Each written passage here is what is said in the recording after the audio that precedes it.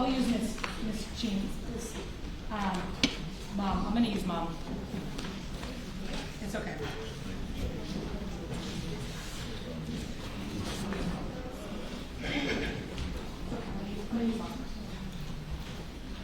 And Judge, so for the limited purposes, if you don't mind, I'll just have Ms. Jean stand here. Can you please state your name for the record? Hi, good morning. My name is Natalie Jean. Ms. Jean, you're going to be placed under oath. Raise your hand. Do you solemnly swear to tell the truth, the whole truth, and nothing but the truth? Yes, ma'am. Ms. Jean, I'm showing you, or can you spell your name out for the record, just for the court reporter and the clerks? It's Nathalie. Middle initial is L. Last name Jean, like jean pants. Can you tell the judge, I know she's going to hear from you later, but who exactly you are and how you're related to the victim in this case? Okay. I'm Yakheim's Lollar mother. I am showing you a screenshot of what has been previously marked and identified as State's Exhibit 1A. Can you tell the court what this is?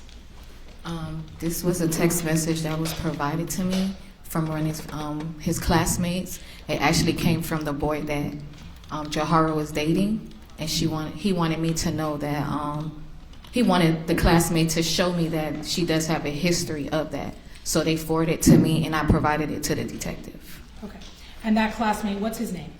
The one who sent. The one who sent it to you, took the screenshot. Oh, the screenshot was his name was Ted, and then he forwarded it to he gave it to Cece so Cece could know to give it to me, and then I gave it to the detective. And Cece is the young girl who's sitting back in the courtroom. That you Yes. just said. Okay. Yes. And Ted was a previous boyfriend of the defendant, Yes, ma'am. and this is a screenshot from his phone. Yes, ma'am. Are you familiar with iPhones? Yes, I am. Okay. So the blue text messages are who? His iPhone from him. I'm sorry. And the gray text messages are from who? Jahara. And I think the C up here where it says at the top, crybaby, is that the contact in his phone? Yeah, that was the contact he had her save under. Okay. And is this a fair and accurate representation of that text message that you were provided by Cece and that he took a screenshot of? Yes. Judge, at this time, the state would seek to introduce what has been previously marked as State's Exhibit 1A as State's Exhibit 1 for the purposes of sentencing. I think the foundation has been sufficiently laid. Mr. Handel? Judge, I would be objecting just based upon one, with all due respect, I don't think there has been no verification indicating as that there's a communication that was taking place between my client and this third or fourth person. And so therefore, that's the problem with it. Just based upon the testimony that was just represented right now. And so that's... Okay, we are in a sentencing hearing, so the rules of evidence are lax, and I'll give it whatever weight, but I'm going to overrule the objection, and I'll allow it to be admitted for the court's consideration. Thank you, Judge. It'll be admitted as part of Exhibit 1. Thank you, Judge. Judge, I know that there is a doctor waiting, so I do have 10 witnesses, so I'll defer to He said that there was no issue with that. So at this point, the state is going to call, I lost my list.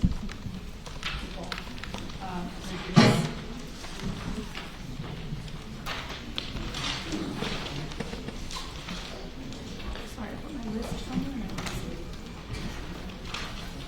Oh, here we go, sorry. I believe the first person that wants to speak on behalf of the family is Ms. Zelda Beecham.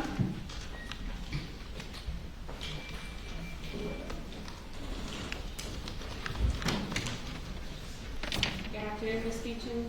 Please come forward. You're going to be placed under oath. Please raise your right hand. Do you solemnly swear to tell the truth, the whole truth, and nothing but the truth? I do. Thank you. Good afternoon. Whenever you're ready, okay? Yes, ma'am.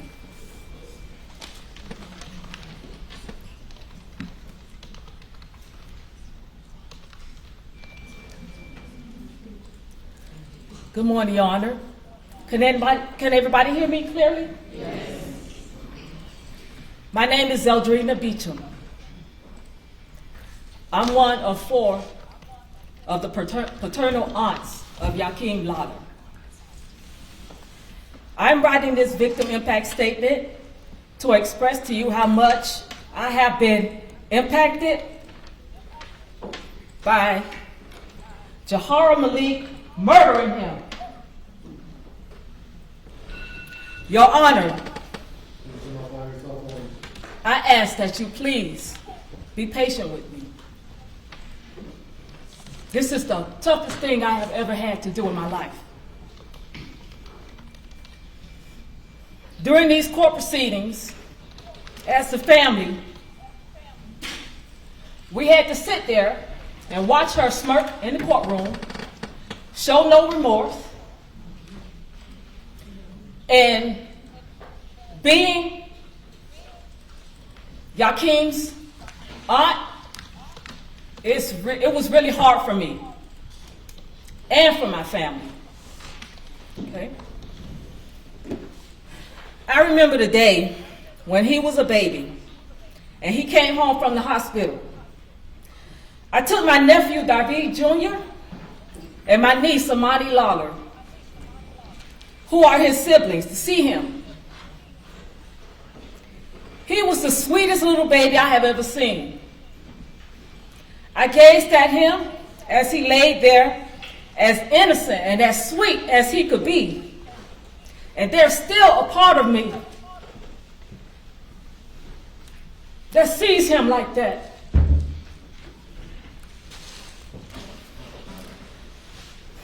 Yakheim, as we affectionately call him, Chemo, as we affectionately call him, has always been a bright light in our family.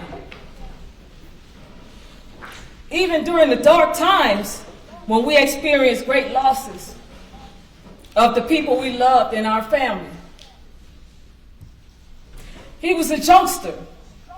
He always brought levity to whatever negative situation we had in our family.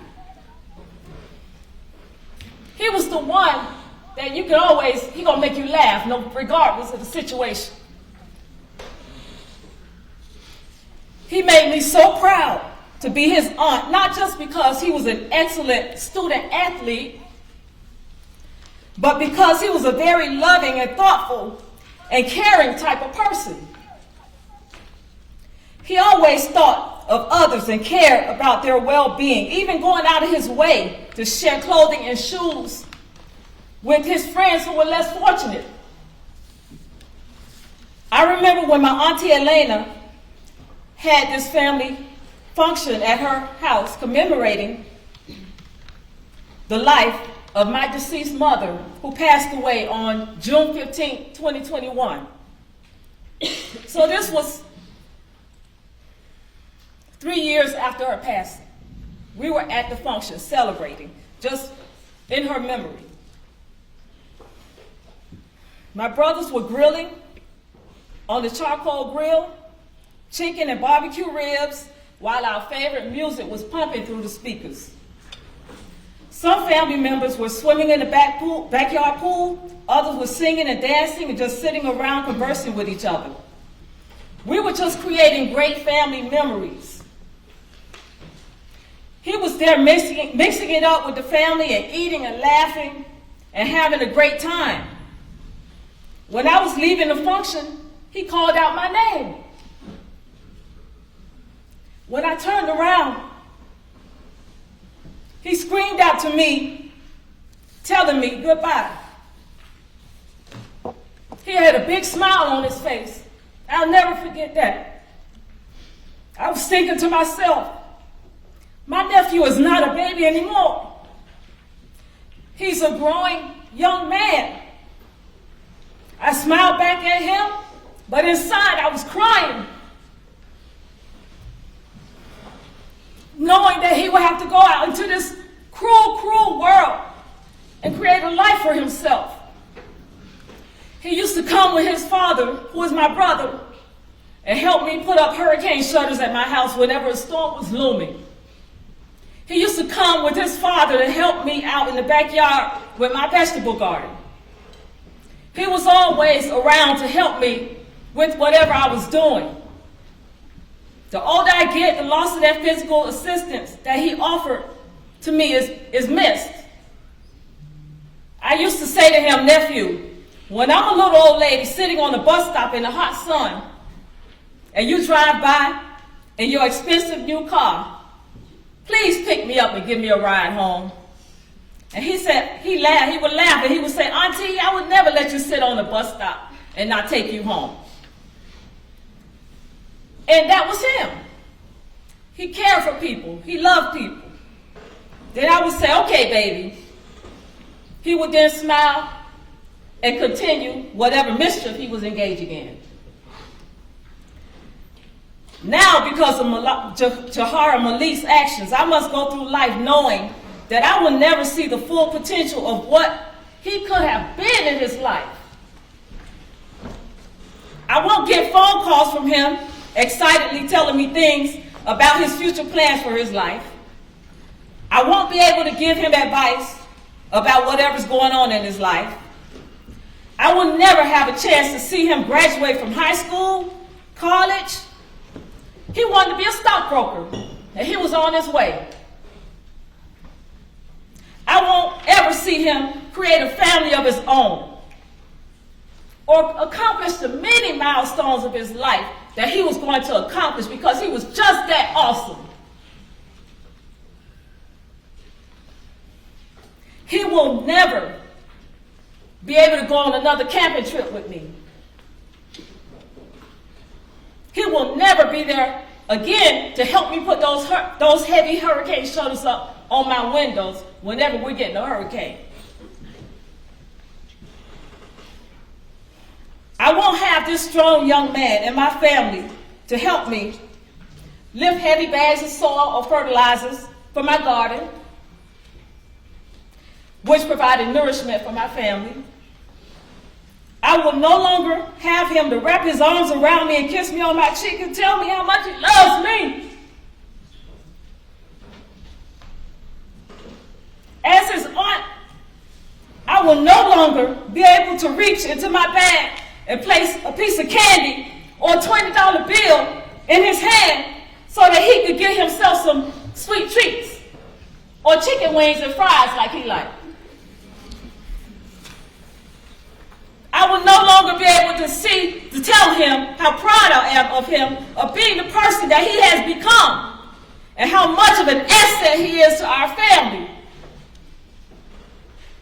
My son will not have him as a speaker at my funeral.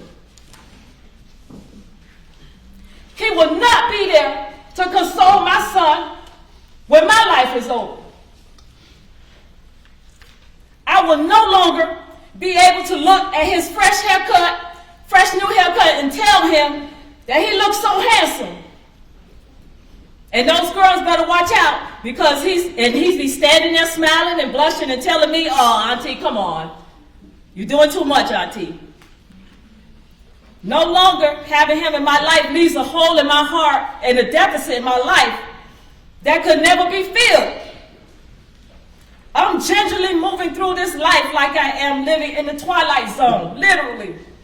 Because not in my wildest dreams did I think that my nephew, being such the good person that he was, would be murdered like this.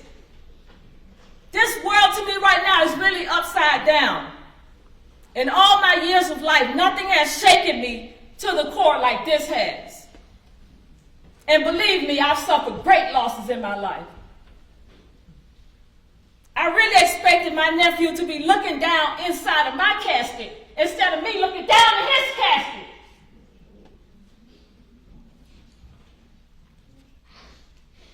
Because of Jahara Malik, I have a skewed view of the world right now. And that didn't do me.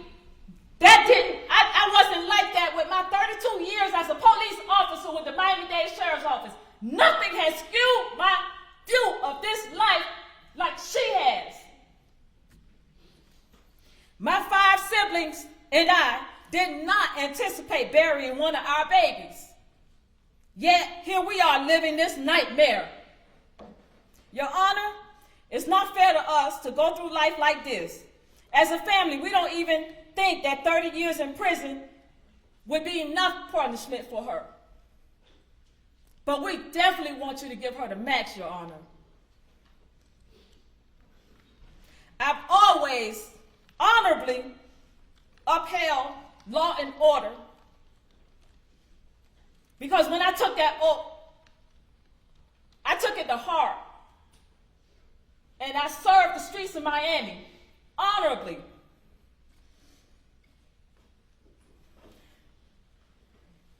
Your Honor, I would like to see justice. I would like to see the justice system work in my favor and my family's favor. I have given so much, and I just ask for the maximum, at least for my sacrifices that I've made.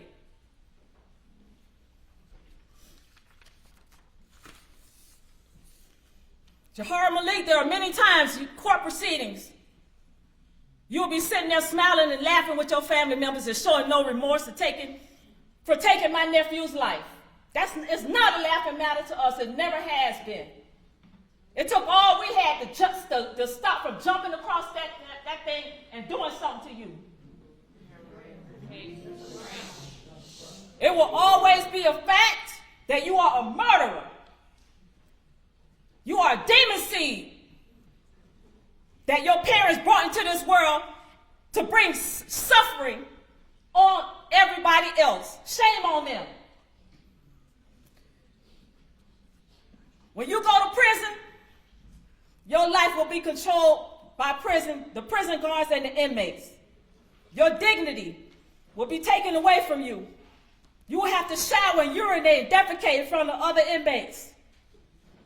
You'll probably get beat up because of your slick mouth and your attitude.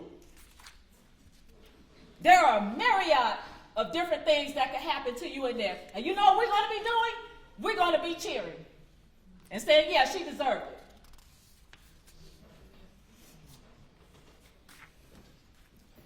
If you want somebody to feel sorry for you or to forgive you for what you have done, get somebody else to do it. Because I will not, and we will not. If you was to go to hell, I wouldn't spit on you to put you out. I hope the thoughts of him screaming for help permeates in that smooth surface brain of yours, and the smell of the blood that you shed from my nephew's young body haunts you while you sleep and while you're wide awake for the rest of your life. Your Honor, I apologize if I offended you, and that's the only person who I care about offending. And if I did that, I really apologize to you for that. I'm telling you, Your Honor, this thing has really devastated me, and I apologize.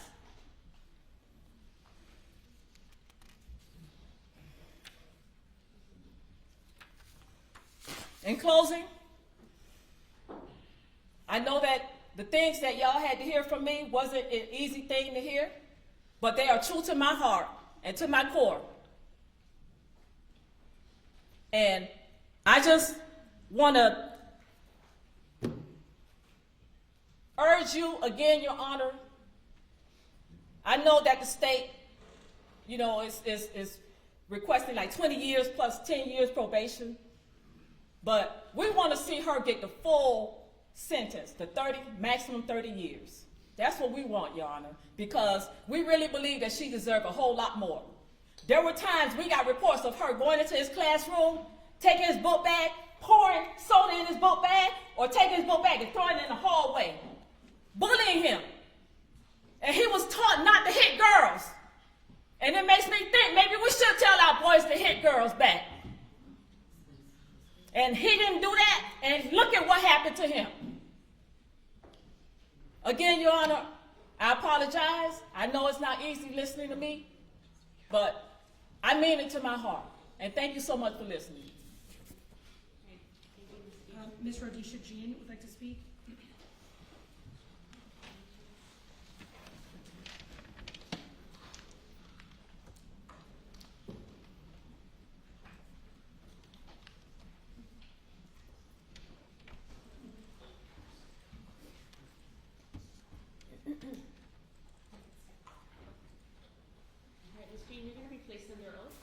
your right hand. Do you solemnly swear to tell the truth, the whole truth, and nothing but the truth? I do. Thank you.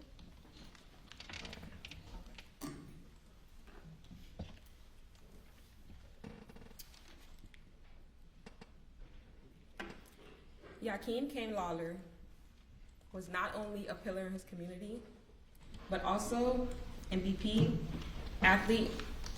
He also was my nephew. I just want to say that he holds a special place in our hearts. Sorry, this is hard for me. A special place in our hearts. Words can no longer express the pain or the deep sorrow that we feel about his murder. I hear you guys mention him as a victim. Yakheim Lollar was just a victim of love, mistrust, and of course, betrayal. Chemo was a math whiz, a loving brother, a young man with a bright and promising future. His life was taken. Chemo was murdered. Our family relives that every single day. His absence has left a void that can never be filled.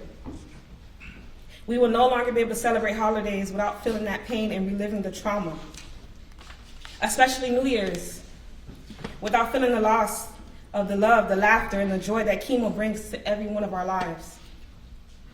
Each and every December, we are reminded of the traumatizing moments Jahara and Malik put our family through. 5 days before Christmas, she decided to go to his home, his safe place, 5 days before Christmas, and murder him.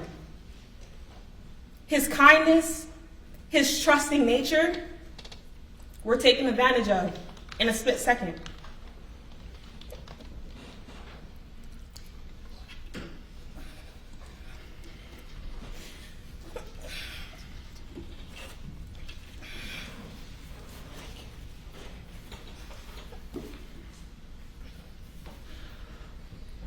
Sorry, It's okay, take your time. In the most devastating way, this pain of his absence is constant and everlasting. When I look into my niece Treasure's eyes, or Tamia, I instinctively think Chemo's right behind them, expecting to see Chemo beside her for first day pictures or family gatherings. I am met with the pain of having to realize that he's no longer with us. Important milestones that were stolen. I'm so sorry. Important milestones that were stolen that we could have celebrated with Chemo, like his 2026 prom pictures with his classmates. His graduation was stolen from us. The ability to have his first child, or his first drink. The future that he was working so hard towards. An honor roll student, never had any disciplinary action, never been arrested. Yakheim Lollar was literally the epitome of a good child. Yes, ma'am, no, ma'am, were the words that you would get from him when you speak with Yakheim Lollar. He was brought up in a family that way. Yakheim Lollar deserves justice. Jahara Malik deserves 30 years. The Jean family deserves justice. The Lollar family deserves justice. Yakheim Lollar deserves justice. The only thing he was a victim of was trusting the wrong individual to come downstairs and open the door for her. Trusting the wrong person, loving the wrong person. When have you ever been in love at 16, 17 and had a relationship that was ended for your life to be taken? As a registered behavior therapist in the state of Florida, self-regulation is important. A parent is supposed to install that in their child. They failed her. And her actions has caused our entire family irreparable pain. Nothing, no amount of money, no amount of time you give her will take the pain away that we all feel when we do not have in our lives. And I'm being completely honest when I tell you this. He was a beautiful, bright soul. His smile light up any room he walked into. And he mattered. Victim this, victim that. The only thing he was a victim of was placing his love and his trust into the wrong, trifling young lady. Not even a young lady, the murderer, because she is a murderer. Everyone keeps saying stab, stab, stab. She murdered him, cold blood. When someone says no, no means no. The video shows that as well. She deserves the max. Your Honor, next we're going to have Tangela.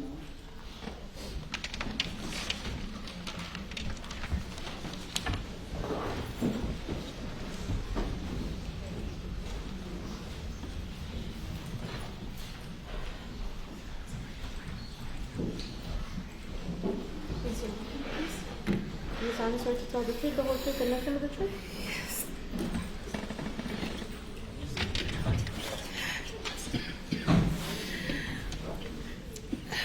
Your Honor, Kimo was my godson. As I stand here today carrying a loss that cannot be measured and a pain that will never heal, Kimo, as we affectionately called him, I will forever remember him, was 17 years old, a young black boy that has grown into a young man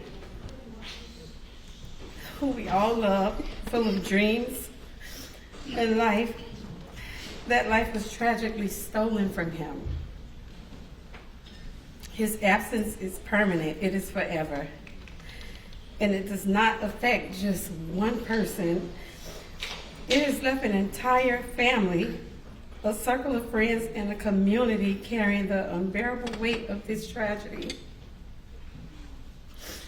At the age of 17, a person understands the difference between right and wrong. This was not a mistake. This was a decision to take a life that had immeasurable value and deserved to be lived.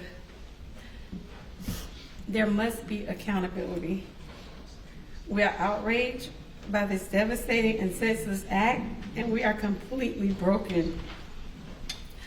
I hosted Kimo's 8th grade prom watch, and every time I see his picture from that night, whether it was on the news or social media, it breaks me to the core.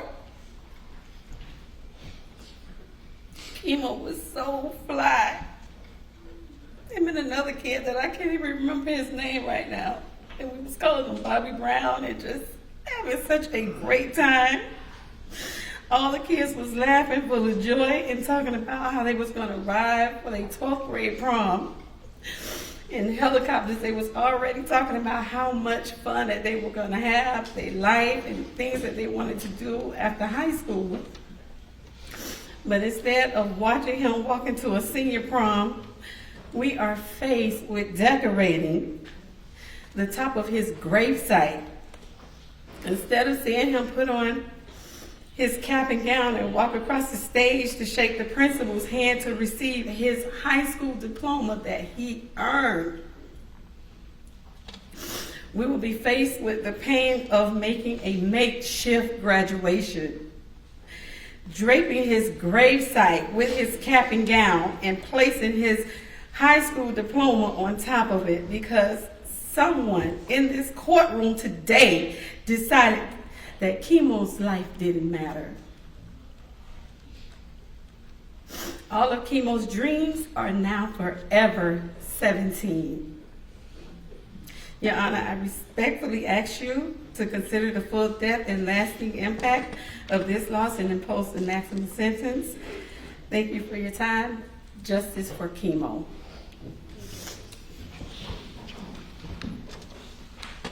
Your Honor, next we'll have Stephanie Darris.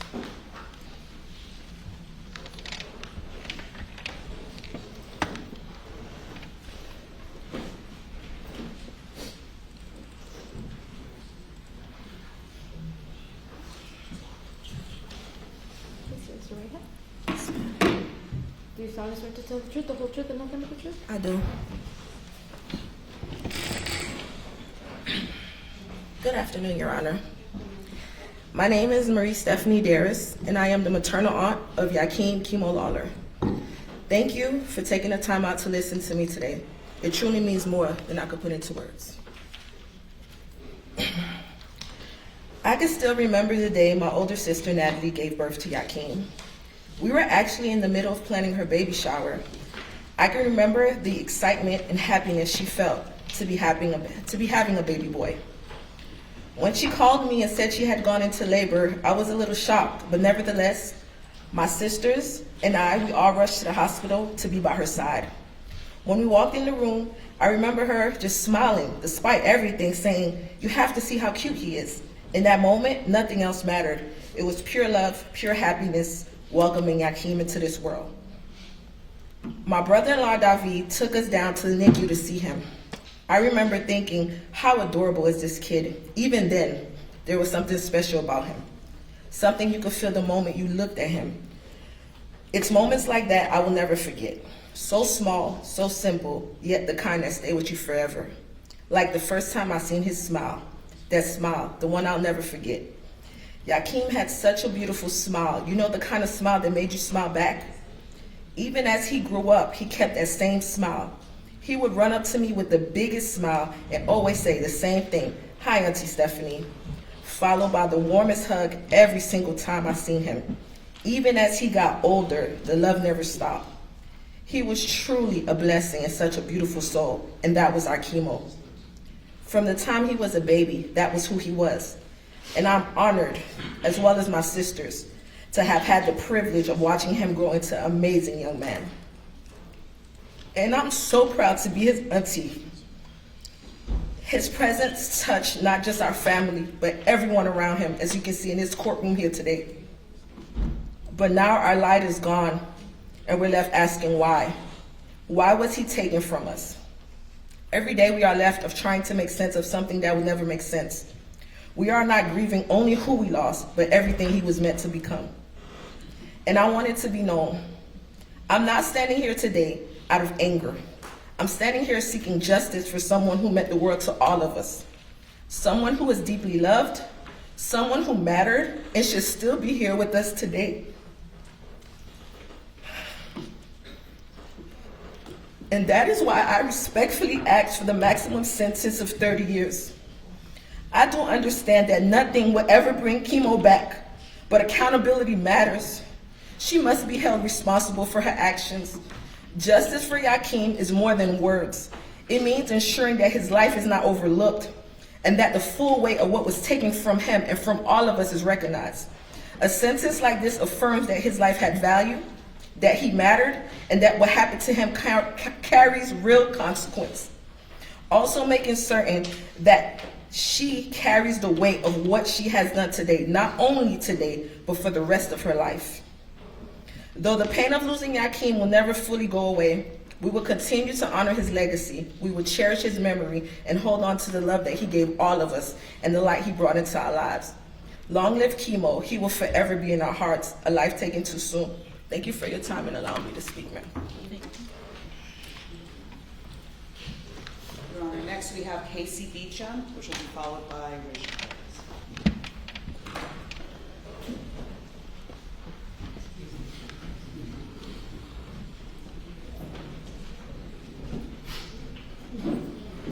Please raise your right hand. Do you swear to tell the truth, the whole truth, and nothing but the truth? I do. Good afternoon. My name is Casey. Chemo's uncle.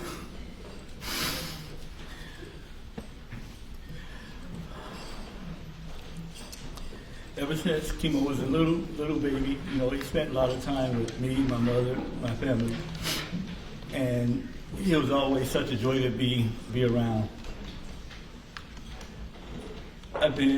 He took an immediate liking to playing football. He played football for the Helping Hands Bulls at Olinda Park. I remember going to the park every Saturday, watching Chemo take that ball from a quarterback, run through the line, and nobody could catch him. I just knew for sure that, Chemo was going, everyone knew that he was going to be somewhere. He was going to be a professional athlete, at very least. Going to Trash Power to see him play for Miami Northwestern Senior High. Same thing, taking that ball from the quarterback, running it to a touchdown. And today, I'm in a different arena, trying to defend my nephew, defend his honor. I could never, ever believe that I would be here today. But, you know, through that callous and careless actions of an individual that didn't care about anyone but herself, and it's evident in the video. After she stabbed him, what happened? What if he's alive? What if he's dead? What happened? She was thinking about herself. She didn't care about chemo. I don't believe she took any actions to save his life. The action she could have taken to save his life was leave that kitchen knife in the drawer at home and not take it with you to go see him. I carry a knife for protection. It's not a kitchen knife, it's a pocket knife. And for as far as it being horse playing, I never played that game in school. Never played it on any playgrounds. It wasn't horse play, especially after she said she got mad. That's when the play stopped. They were no longer playing. Chemo was like, "Please, Jahara, stop, don't do it." And she took that knife and she plunged it into his heart. He didn't walk into it. She plunged it into his heart, 4 inches of knife going through his ribs, straight through his heart. I know he suffered, And Your Honor, chemo, he like it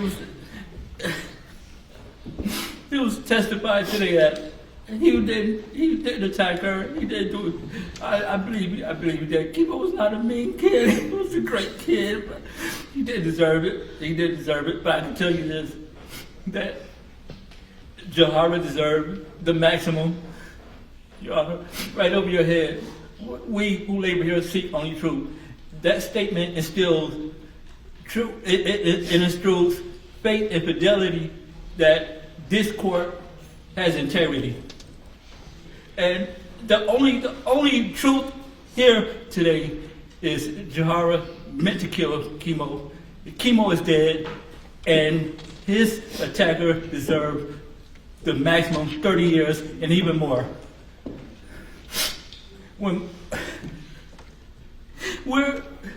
This is this family's second time in this court asking for justice for someone who killed our family member. My father was killed in 1999, and in the same court we sought justice, and we got justice. And I please, Your Honor, I beg you, give us that same measure of justice that my father's killer got in this same court. I thank you for your time. Thank you, Mr. Next is Rashawn Darris, then to be followed by David Lollar Jr.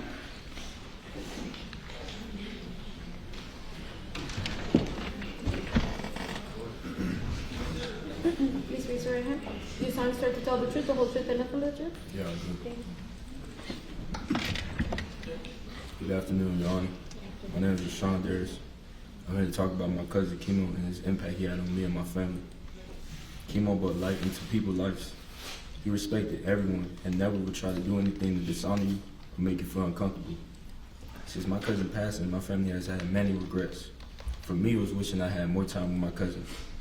The last time I see him, I said, "I'll see you next time I come to Miami."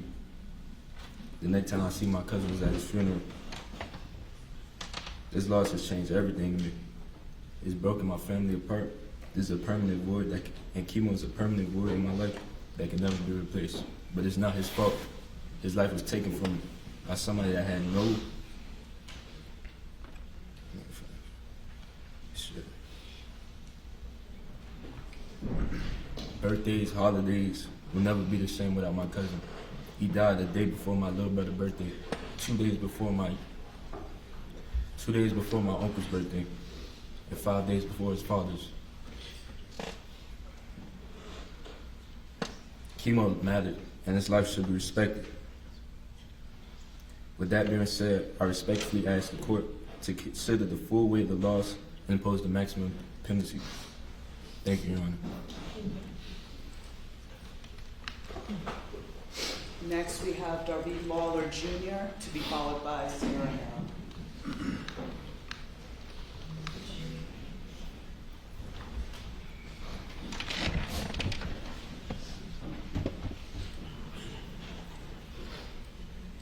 Raise your right hand, please. Do you solemnly swear to tell the truth, the whole truth, and nothing but the truth? I do.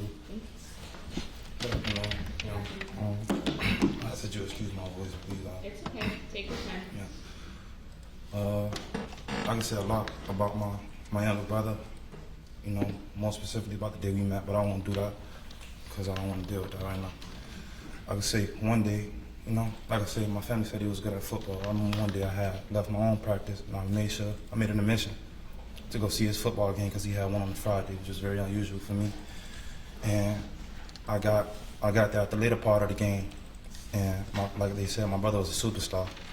When it came to football, nobody came close to him, and I say that with all honesty. I go and I see my brother. His last play of the game, he had the football. You know, he did what he did. He usually scored, but this wasn't just any regular touchdown for him. It was, you know, well for me and him. He did what he did. He scored, but after he scored, I remember him running off and running to the sideline. And I was only there for like 2 minutes. He ran and he jumped in my arms. And that was one of many moments where I felt like it was just us in the world. Nothing else mattered. And from that day forward, from days before that, I just remember him in that moment still being that same baby I saw when I was 4 years old, the first day I met him. And I said that to say, today I stand here carrying a weight that my family has been forced to bear since the day my brother was taken from us. He was only 17 years old, still growing, still learning, still becoming the person he was meant to be. That future was stolen from him and from all of us. My brother will never graduate, never build a career, never have a family of his own. He won't get the chance to laugh at old memories, to make noise, or to experience the simple moments in life that so many of us take for granted. Every milestone we reach as a family is now marked by his absence. This loss has deeply affected us in many ways that are hard to fully put into words. There is an emptiness in our homes that will never and could never be filled. Holidays, birthdays, and even ordinary days feel incomplete. My brother was a sunshine. He was the sun, not the red sun. He was the complete sun. He could light up any room. He could brighten any day. He can make any sad day a great. He can make any sad day a great one. In my eyes, my brother was perfect, no matter what. In all their eyes, my brother was perfect. My brother wasn't disrespectful. My brother wasn't rude. My brother was calm. Like they said earlier, my brother would give you the shirt off his back. He didn't care if you could fit it or not. You mattered to him. Everyone mattered to him. No matter what you did, you mattered. You were a human to him. And that's all. That's what we asked for you today. I'm sorry. My family has to learn how to live with grief that doesn't go away. It just becomes part of who we are. We are not the same people we were once before. There's a constant reminder that someone we love should still be here, an everlasting yearning for someone who will never come back to us. We stand before you today asking that you grant the maximum penalty, because from now until forevermore, long after her sentence is over, all we can do is speak his name, remember who he was, and honor the life that he should have had. He mattered, he was loved, and he deserved the chance to live his life. That'll be all, Your Honor. Thank you. Okay, next up, Sierra Harrell.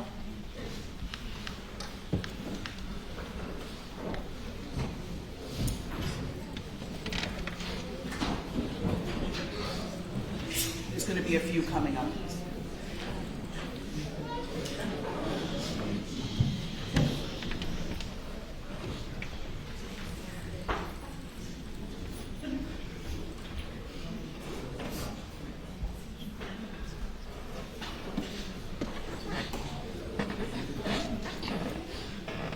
Please raise your right hand. Do you solemnly swear to tell the truth, the whole truth, and nothing but the truth? Yes. Thank you.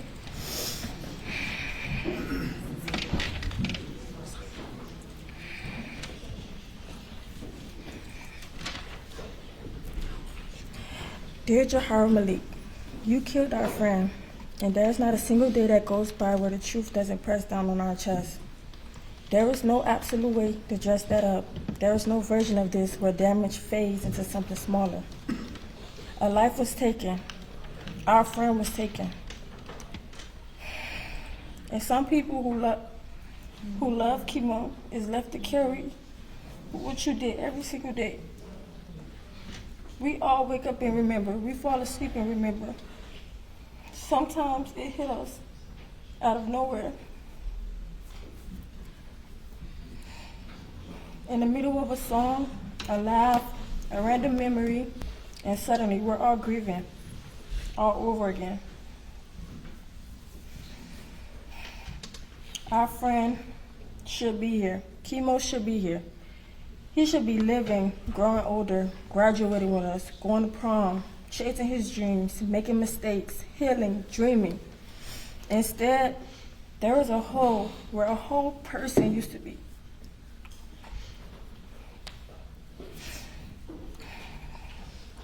A hole that will forever exist because of you. The amount of time that they give you is the number that you deserve.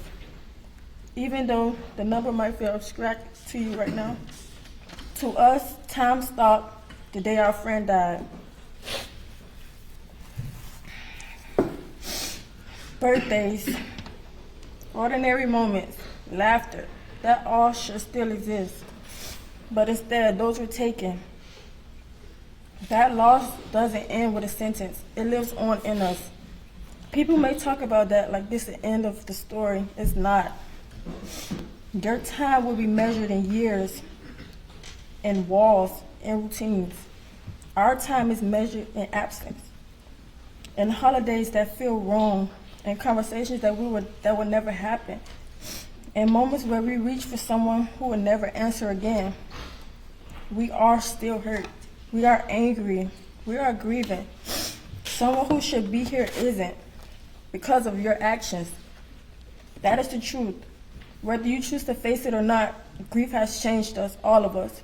It has hardened places of us and exhausted parts of us. We have to carry something that we didn't choose, something we cannot put down. I'm saying we because I'm speaking on behalf of all of his friends. I am not writing to comfort you. I am not writing to forgive you. I am writing so that you know that our pain is not silent. I am writing this because our friend mattered, because his life was not disposable, because silence will feel like we're letting him disappear, and we refuse to do that.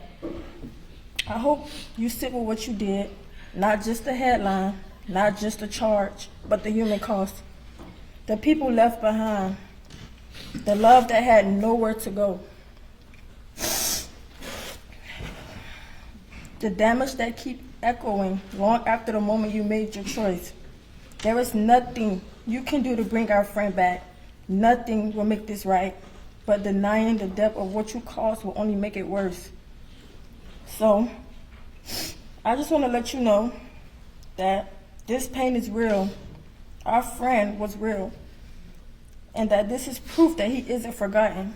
And so you know that what you did had weight, consequence, and human cost beyond yourself. You are a murderer. We will carry our grief in our own way, but you will also carry your responsibility in yours. We want the max, respectfully. Thank you.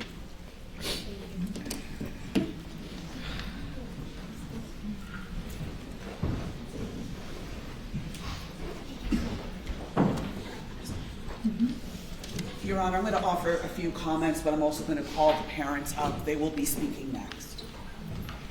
They're the last 2 witnesses. Good afternoon, Your Honor. My name is Melba Pearson, and I'm counsel on behalf of the next of kin. As you know, I have spent my career in the courtroom. I have prosecuted homicides. I have evaluated the weight of sentences. And I understand what this moment means, both legally as well as humanly. I am here today not just as Chemo's attorney. I am here because I know this family, and because I believe that what this court does in the next few minutes matters. Not just for them, but as a statement about what we value. Your Honor, you have heard from his aunt, a 32-year law enforcement veteran who devoted her life to this system and is now asking for it to work for her family. You have heard from his classmates, young people who should not yet know this kind of grief, who found the words to say, "Our friend was real and he mattered." You have heard from aunts, uncles, cousins, and family friends, an entire community of people whose lives have been permanently altered.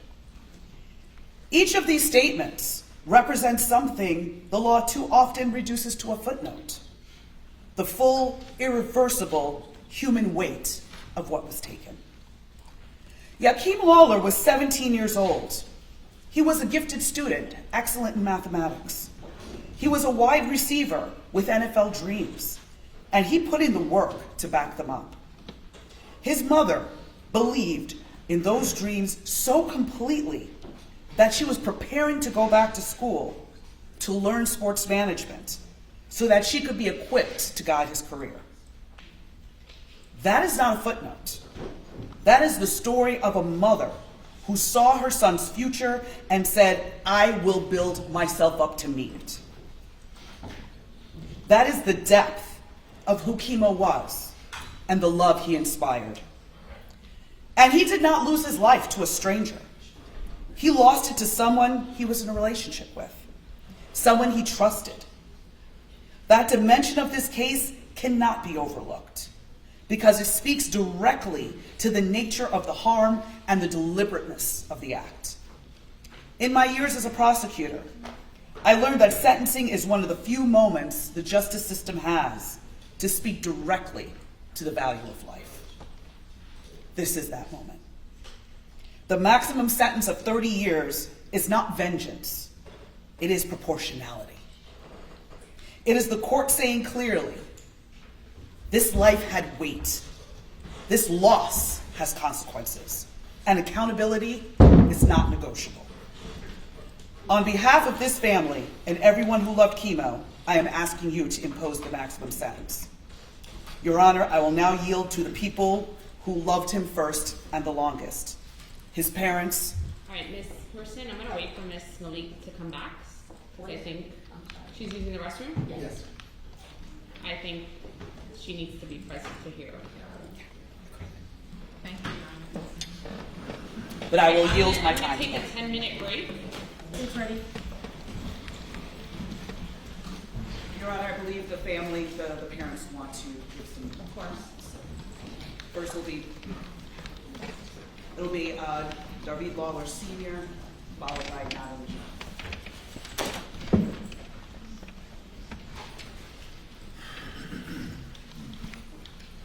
Please raise your right hand.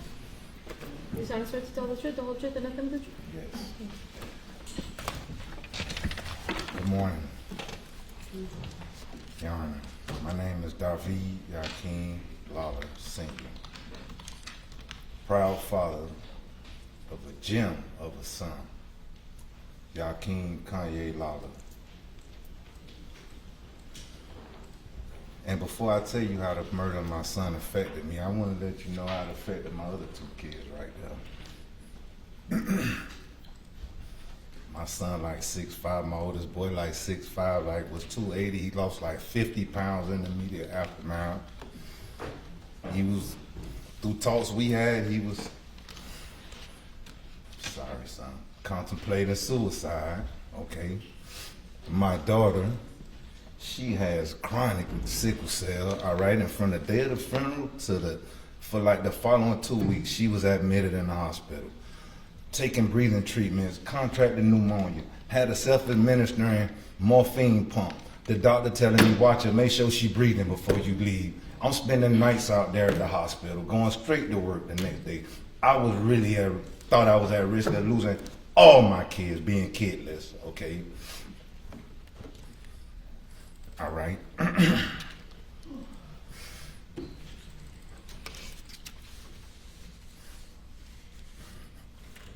It's kind of uncomfortable for me. I'm doing what I gotta do for my son. I'm a habitual felon, labeled by the system. This is my first time on this side of the law, but I really want to speak about the injustice that I feel has taken place here. All right. From the night of the arrest, from the night of the incident, Nobody informed us nothing about anything. We all we know, we were just summoned to the headquarters. We were released and never found out anything else. We had to find out from the street. Charges were never filed. Okay, and I feel like it's a slap in the face to honestly to be 40 days in and they come back with manslaughter. All right, and with all the evidence that we've seen, that they've called us down there to see, medical examiner, the body cam worn video from the scene of the crime, all right, it's just baffling to me how they can take all this time to come up with a manslaughter charge. We feel as though she's been undercharged, all right? We've been seeking the enhancement from the beginning, all right? And you know, they like, the defense would like to call it accountability, all right, saying that she pleading guilty now, all right? But we think it's being smart because we always been seeking enhancement for the charges. All right, so this is like they're getting ahead of the ball right now. All right, it's 16, 18, a year and a half in. All right, and we supposed to have a phone dump by today's court date. All right, it kind of sounds like water and oil mixing together. Cause I mean, it's over with at this point. You know, for us to get a phone dump today, it probably won't even do us no good. All right, what if it's content in her phone? Because kids text each other, they don't talk. You know what I'm saying? What if it's something that she sent a message to her friend saying, I'm gonna F him up? You get what I'm saying? That would have showed premeditation, that would have showed intent, that would have showed a whole lot of things that we could have got these charges upgraded. All right, we've been seeking that from the beginning. All right, we feel like the whole investigation was influenced from the jump. All right, we feel like it was a whole perfect storm for it to happen on the city of Miami side. I'm from a place called Lincolnfield, all right? Everybody probably know it for all the wrong reasons, all right?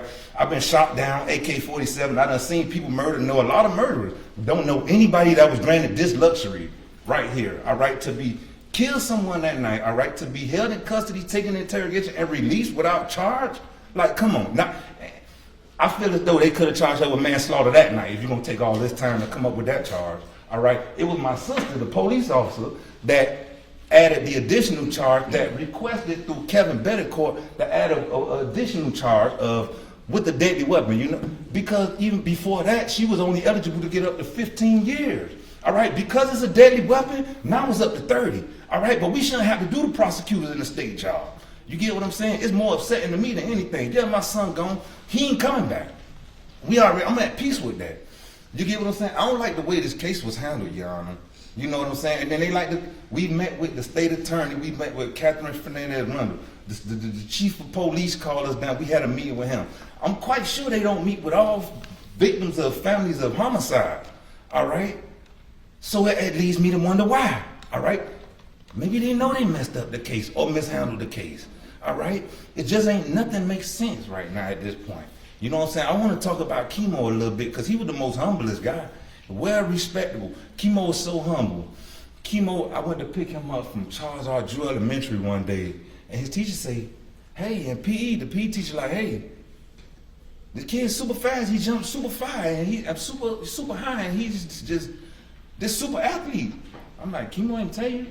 At this point, Chemo had won 3 Super Bowls, 3 Super Bowl MVP. Chemo go to school and nobody knows nothing.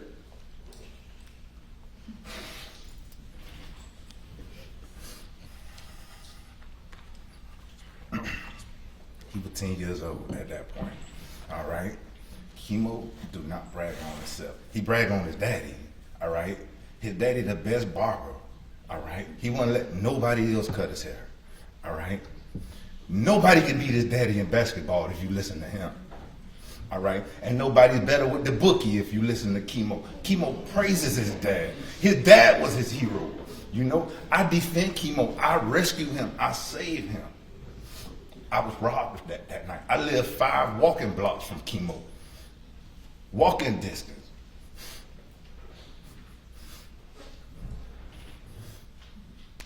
And that was taken from me that night.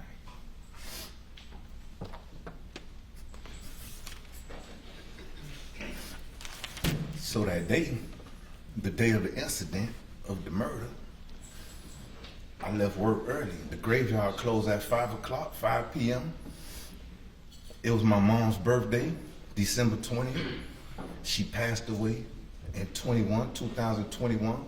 So I called Chemo. I left work early. I get off at 5 o'clock. The graveyard be closed. I called Chemo and invited him to the graveyard this day. You know, I called him and told him I was going to see my mom.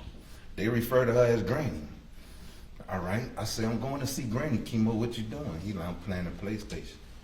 And he didn't volunteer to come, so I didn't tell him to put it down and come. I'm giving him his independent. He's 17. I know what he was into. And it was that night that I got that call. I just had invited him to the graveyard.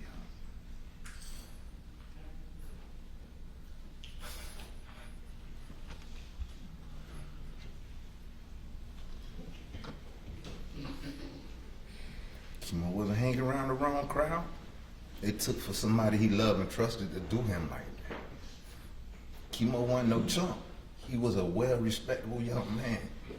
He was taught to not be abusive to women.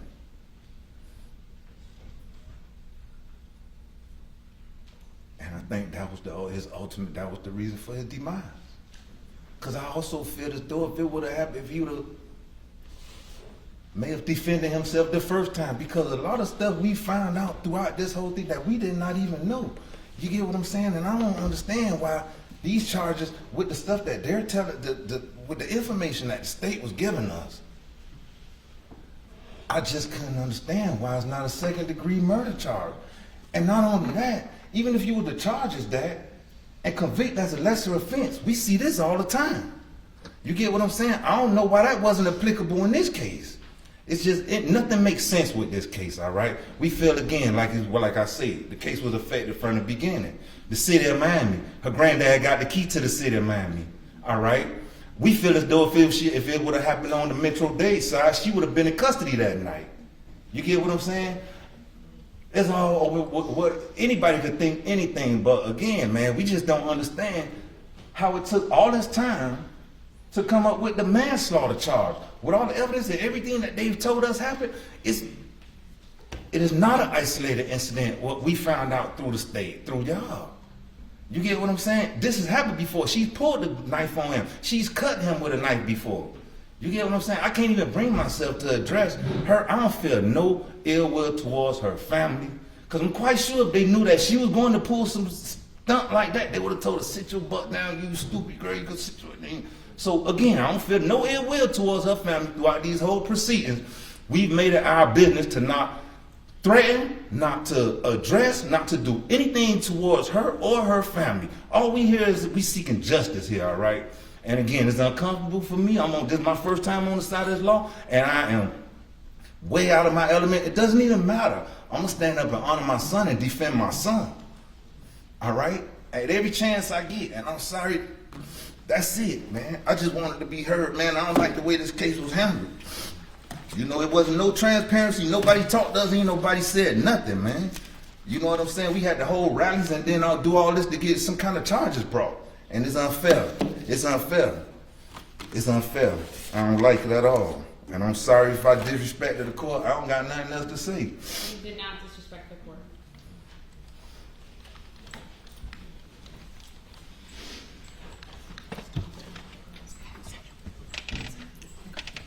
She's already under oath.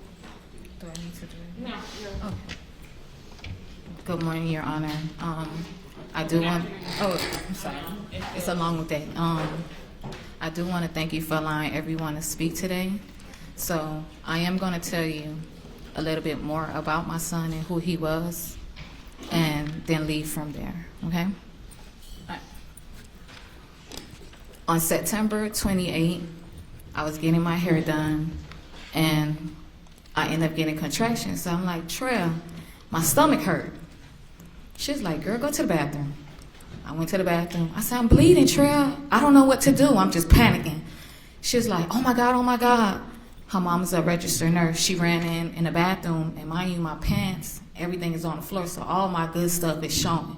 So I'm just standing there, and I'm like, oh my God, I don't know what to do. I'm bleeding. I just, Chemo, I hope Yakheim's okay, because I always told his dad that I loved his middle name, so if we ever had a child, that would be my son's name. So I already had his name prepared. And she was like, all right, we're gonna call the ambulance. So they called the ambulance, they rushed me, they called my doctor in at North Shore Hospital. And when they called my doctor and Mira was having a conversation, she's like, well, Miss Jean, you seem like everything's okay. I don't see anything wrong. I said, but why am I bleeding? Nobody can't tell me why am I bleeding. She was like, well, he's a big kid inside of you. He's already 5 pounds, so it wouldn't hurt to take him out early, because Chemo's original birthday was November 3rd. Like that. So she was like, I said, well, you're the doctor. What would you do? She was like, take him out. So they prepared me for emergency C-section that day. So we ended up going to the emergency room, and my mom and my sisters and dad came, because you know I'm the big sister, so everybody's rallying around me, and I'm just got my head down. I'm praying. They talking, but I'm praying the whole time. All I'm saying is, God, let my baby be okay. And then we went into surgery, and he came out. The pediatric doctor said, he's gonna need a blood transfusion. I said, okay, no problem, but I don't hear him crying. Before you take my baby, I want to hear him crying. I need to make sure he's okay. She was like, but he's okay. I said, no. I need to hear my baby. But you could take him after that. So Chemo started to cry, and they left. And that always stuck with me and stuff. So fast forward, I think he was like 3 or 4. We was coming from Winn-Dixie. And they have the blood drive trucks outside. And the lady came, she's like, hey, would you like to give out blood today? I said, sure. I said, let me drop my groceries and I'm gonna go. And Chemo was like, hey, you know, he's just always bouncing everywhere and everything. And he's like, Mom, what is that? I said, I'm gonna tell you why I'm doing it. He's like, huh? So he's looking at me as we go in there. I said, you know, someone saved your life. So that's why today I choose to give blood. When you get older, I want you to do the same thing. Because if that person didn't donate blood for you, you wouldn't be here today. And he was like, with his little eyes, you know, he has the most adorable eyes and a beautiful smile. Okay, mommy, no problem. Fast forward to high school. I'm in my room, cleaning up. I just hear my door go boom. I'm like, oh, here he go. Then he comes in, he's like, Mom. And he bounces just like this in my room. Mom, guess what I did today? I'm like, what, Chemo? What did you do today? He's like, I gave blood. I remember when you told me that, so I gave blood today. I said, that's what I'm talking about, boy. I know that's right. He was like, I got 2 pizzas and a movie ticket, but I did, but I gave it today. That's the type of person my son is. You see, he remembered that from 3 years old. He remembered that conversation. He remembered somebody saved his life, so he was willing to save somebody else's life. So this is why it's hurting everybody out here. See, the difference is that someone was able to save my son's life by giving out blood, but that night that Jahara took my son's life, nobody could have saved his life. Nobody. It was nothing they could do. She gave my son a death sentence. It was nothing nobody could do for my son. I find myself like just dreaming about how I took him to his first football practice, and he's crying and whining, and I'm like, oh, you gotta stick this out. You told me you wanna play football? You're gonna play football. You got me coming out of here and you talking about you finna cry? No, we gonna stick. I remember running inside. I started from saying, go, Chemo, go. Run, Chemo, go. Take off, Chemo, take off. That's how I started. I'm one of those parents who's running aside the sideline with their kid, screaming out his name all the time. Imagine watching your son grow to be the person that you want him to be, and you getting them ready for the future. You're preparing your son, because if you have kids and if you have a son, especially a brown son or a black son, you teach your kids how to conduct themselves out here when you're not. I always tell my kids, you are a representation of me. So you carry yourself as such.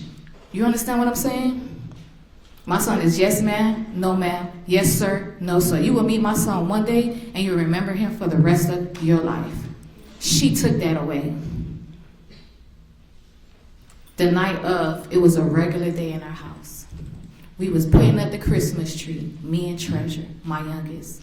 He came in the living room. The first thing he said, because he's always a jokester, pink tree, huh, Mom? Pink tree. I said, boy, you better ask your sister, which is my oldest, Tamia. She waited the last minute to get that Christmas tree, so we got to get what we getting. And we all was in there doing the tree. And for some reason, it's just like it wasn't coexistent or whatever. It was just a beautiful day. Tamia was coming she was coming in the door, and he was coming out of his room, and we was playing music. And we was just like, it was just our song, and we was dancing. We was listening to Mariah Carey, We Belong Together. And then he just coming out the room, and he's just singing. He's like, when you left, I lost a part of me. And he just singing his heart out. And then we in the background, we his little cheerleaders, we like, we belong together. And we just singing. And then it was just, that's our normal routine. You get what I'm saying? It was just a beautiful day. Never would we imagine that. We ate, he went in his room. I said, oh, hey, Jig, the trash.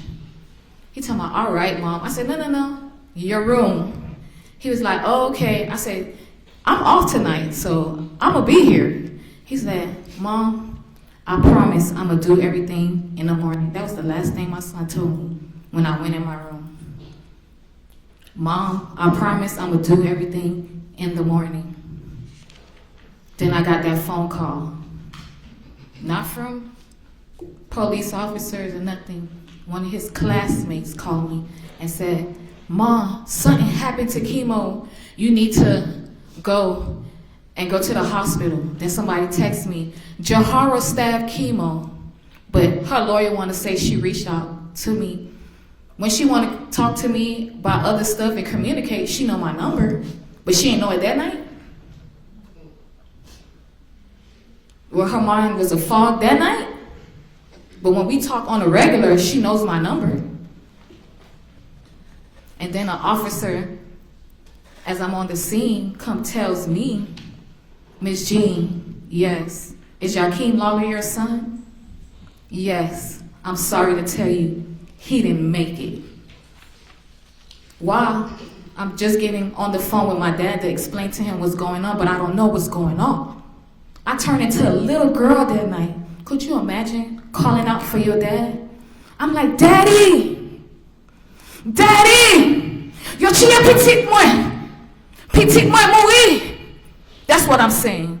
I said, my child is dead. They told me they killed my child. That's what I said to my dad. I turned into a little girl that night. And then have to get that phone call. I have to tell his dad that his son no longer here.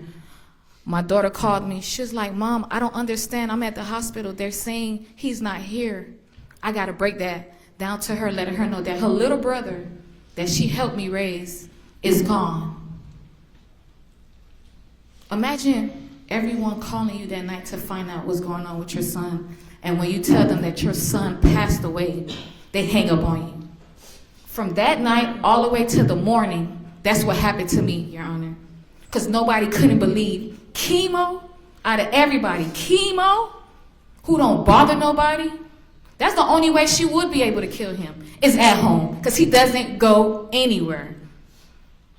The only way Chemo going somewhere if he know it's food there. That's the only way. Imagine that.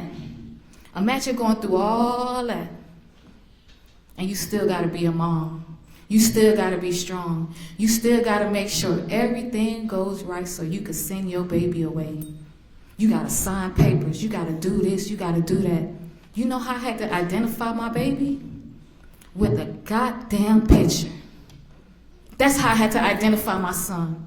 By a picture. And he died with his eyes closed and his mouth open like he was shocked. He was in disbelief. Imagine going through that. Imagine going through all that. Imagine picking out your child casket. Right? Because he's supposed to do that for me. I'm not supposed to do that for him. Imagine doing that. It took them 4 days to release my baby body. 4 days. The funeral home called me and said, Natalie, I just got his body. Are you sure you want to see him like that? I said, that's my baby. They told me he died. I got to see it for myself. 4 days don't went past. Everybody told me he dead, but you got to see it to believe it. When I went to go see my baby, he was unrecognizable. His skin already melted. His skull was here. The only thing you seen, no defense wound or anything, was that gash around his chest where she stabbed him. And through all that ugly, Your Honor, through all that ugly, you still could see that beautiful smile.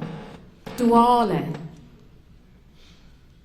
Through all that, Your Honor. And then you have to prepare to send your child to go home. You know how hard that is to see your child? It's different to see your child in a box. It's totally different. I can't even tell you what was said at the funeral. All I remember she said was, "Mom, one last time." Then I had to stand there, me, his dad, and my dad, and close my son's casket. And when that door went down, I went down with it. It went down again, and I went down with it. It went down, and I went down again, because I had to see it all the way through. Then I heard, click!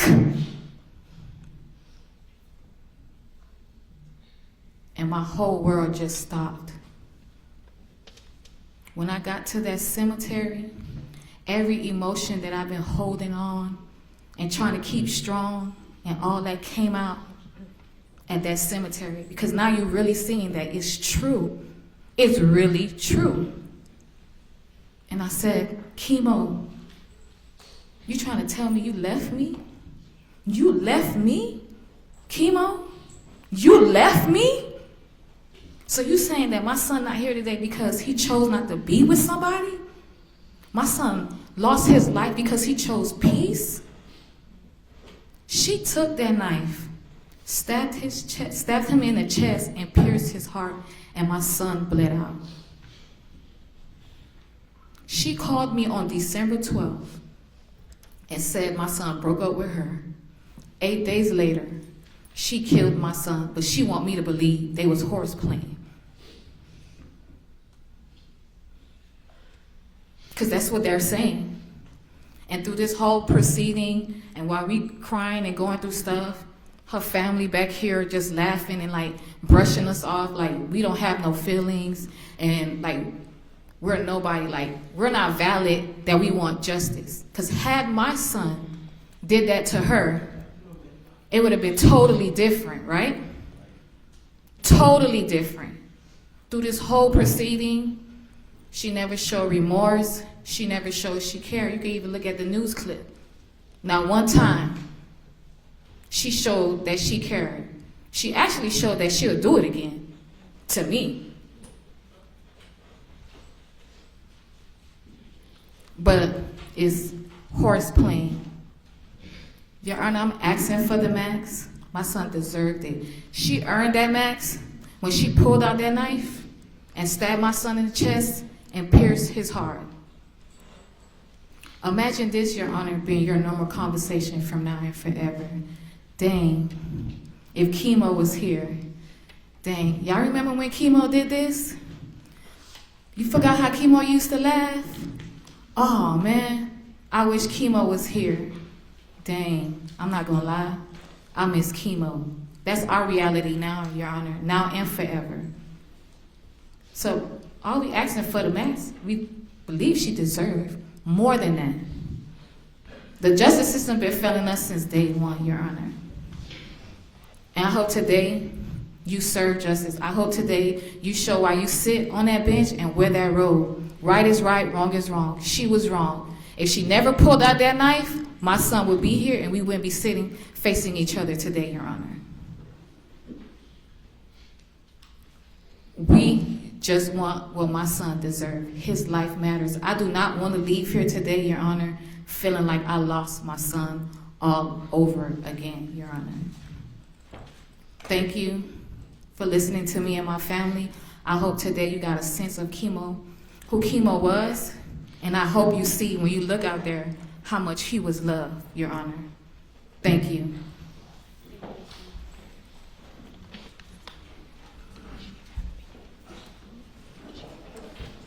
Judge, the state has no further witnesses to be arrested at this point. Mr. Hanfield? Judge, I will be calling at this time Dr. Safe.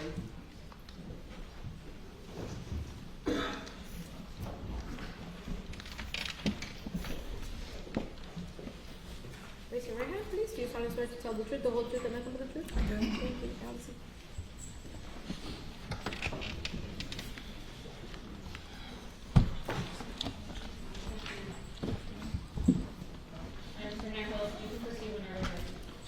May it please the court. Good afternoon. Good afternoon. Will you identify yourself for the record and spell your last name, please? My name is Lindsay M. Sy. Sy is spelled S-Y-E-H.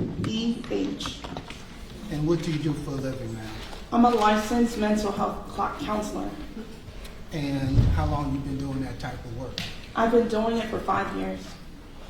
And in doing that type of work, tell the court exactly what is it that you do, as far as letting us know what is, as part of your work, what exactly does that entail? As a licensed mental health counselor, I see clients in an individual setting with couples and families. I also host workshops in the community that talk about mental health, as well as forensic mental health assessments. I diagnose and treat mental health disorders. Did you, in your capacity, ever come in contact with Jahara Malik? Yes. And can you tell the court when that was?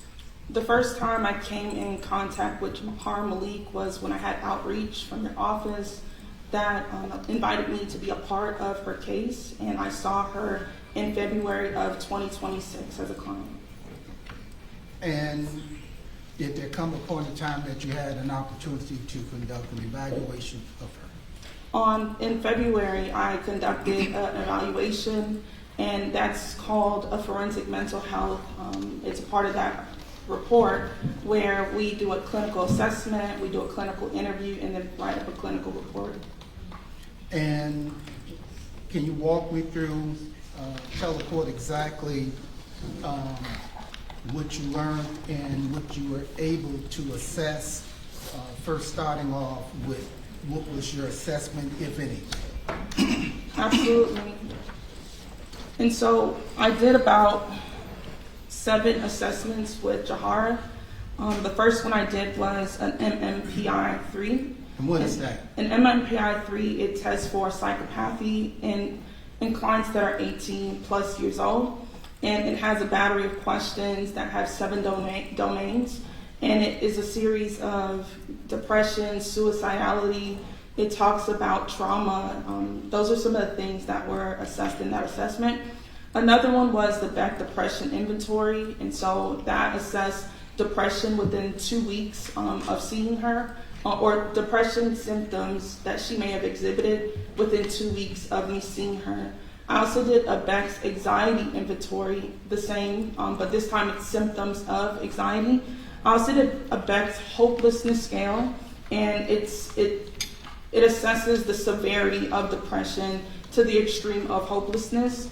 I did a Miller Forensic Assessment and Symptoms Test, and so that is an MFAS. It assesses the malingering, and so whether or not a person is feigning their testimony or their symptoms, it helps me to assess that, as well as a reliable digit scan, and so it helps with the validity of everything that she is saying. You're doing back and forth with just giving her numbers, just a recitation to see if cognitively if she is aware. And then last but not least, I did a mental status exam. All right. For those of us who are not have the same knowledge that you have, let's break this down in layman's understanding. As relates to the first testing that you did, what were you looking for and what were your findings?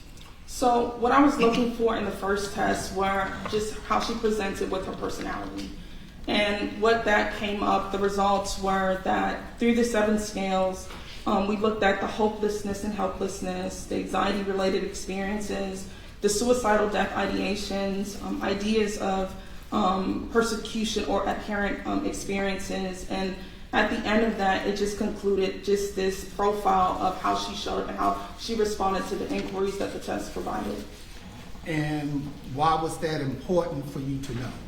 It's important for me to know because it assesses behavior, it assesses how she's showing up with maybe her cognitions, her thoughts, her feelings, her state of mind, and whether or not it's consistent with the observations that I would make through the mental status exam, if they would be congruent to what she's being assessed for. And what did you learn as relates to the first test? So what I learned that her numbers for helplessness and hopelessness, it was very high. I also learned that she presented. When you say high, in layman terms, what does that mean? So the score that one would get is about 65. She landed at 80 for the helplessness and hopelessness. For anxiety-related experiences, again, 65 is the baseline, but she rated at a 69. Ideas of persecution and apparent experiences in substance abuse, she rated at an 81, an 83, and a 75. So what did that tell you, and what conclusion were you able to reach any as relates to that first? Based off this, it showed me that she presented with symptoms of depression, she presented with symptoms of suicidality, she presented with symptoms that exhibited anxiety as well, symptoms that just painted a picture of how she felt about the thoughts that entertained with maybe persecution, apparent experiences. That's what it told me, that these were the symptoms that she had. Did you get an opportunity to go over and review and understand exactly what happened on the date of the stabbing that that you learned that she was responsible for? How would you address the court on the issue of her being, whether she was remorseful? What were you able to gather and learn from that? So when we went and sat for our clinical interview, I wanted to just understand some context of what happened. It's typical to understand the context, and then we went through systematically her history of childhood. We talked through her school history, any history with drug and alcohol abuse, any history about how she lived socially. And so we landed at the end talking about just remorse. You know, how does she show up with her understanding of what happened? And at the end, she showed that she was remorseful for the incident that happened, and it was as evident as her self-report. Now, you said suicidal. Did you have any concerns as it relates to suicidal thoughts or relating to what you were looking for? I had concerns about it, and I did a suicide risk assessment in the session, and she declined thoughts of suicide presently and thoughts of intentions of wanting to harm herself. But she also stated that those were ideations that were ever present, but in the moment, she denied that was happening. When you were speaking to her? When I was speaking to her. But you said there was she was able to communicate with you that there were some concerns about suicide? Yes. What else did you learn? I also learned that in talking with her,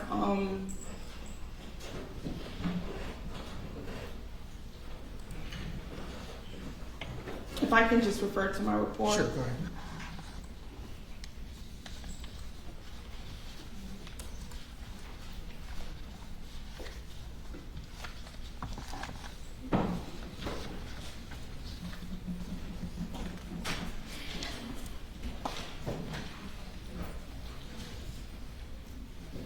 So I also learned about her is that she was very a studious student. She told me about how she went to school and how she hoped to aspire to become a nurse one day. She told me about how she envisioned going to college and wanting to connect what she wanted to do in college, her major in nursing, to one day to become a beautician. Now, after you completed your evaluation of her, in your assessment, did you reach any conclusions and recommendation for consideration should be taken by the court as relates to this particular case? So based on the conversation that we had, the interview that we had, there were some conclusions that I reached. One, a recommendation to the courts for trauma-informed mental health treatment. This was recommended because the examining, just their symptoms of, just emotional regulation, how to manage stress. I also recommended that there be a restorative justice informed programming, if applicable. And so what this does is that, as they work to support them in accountability, reflection, empathy, and community reintegration, I recommended as well, I did life skills and decision making. And so this would be, structured life skills developmental programs is recommended to help with the judgment, conflict resolution, and personal safety awareness.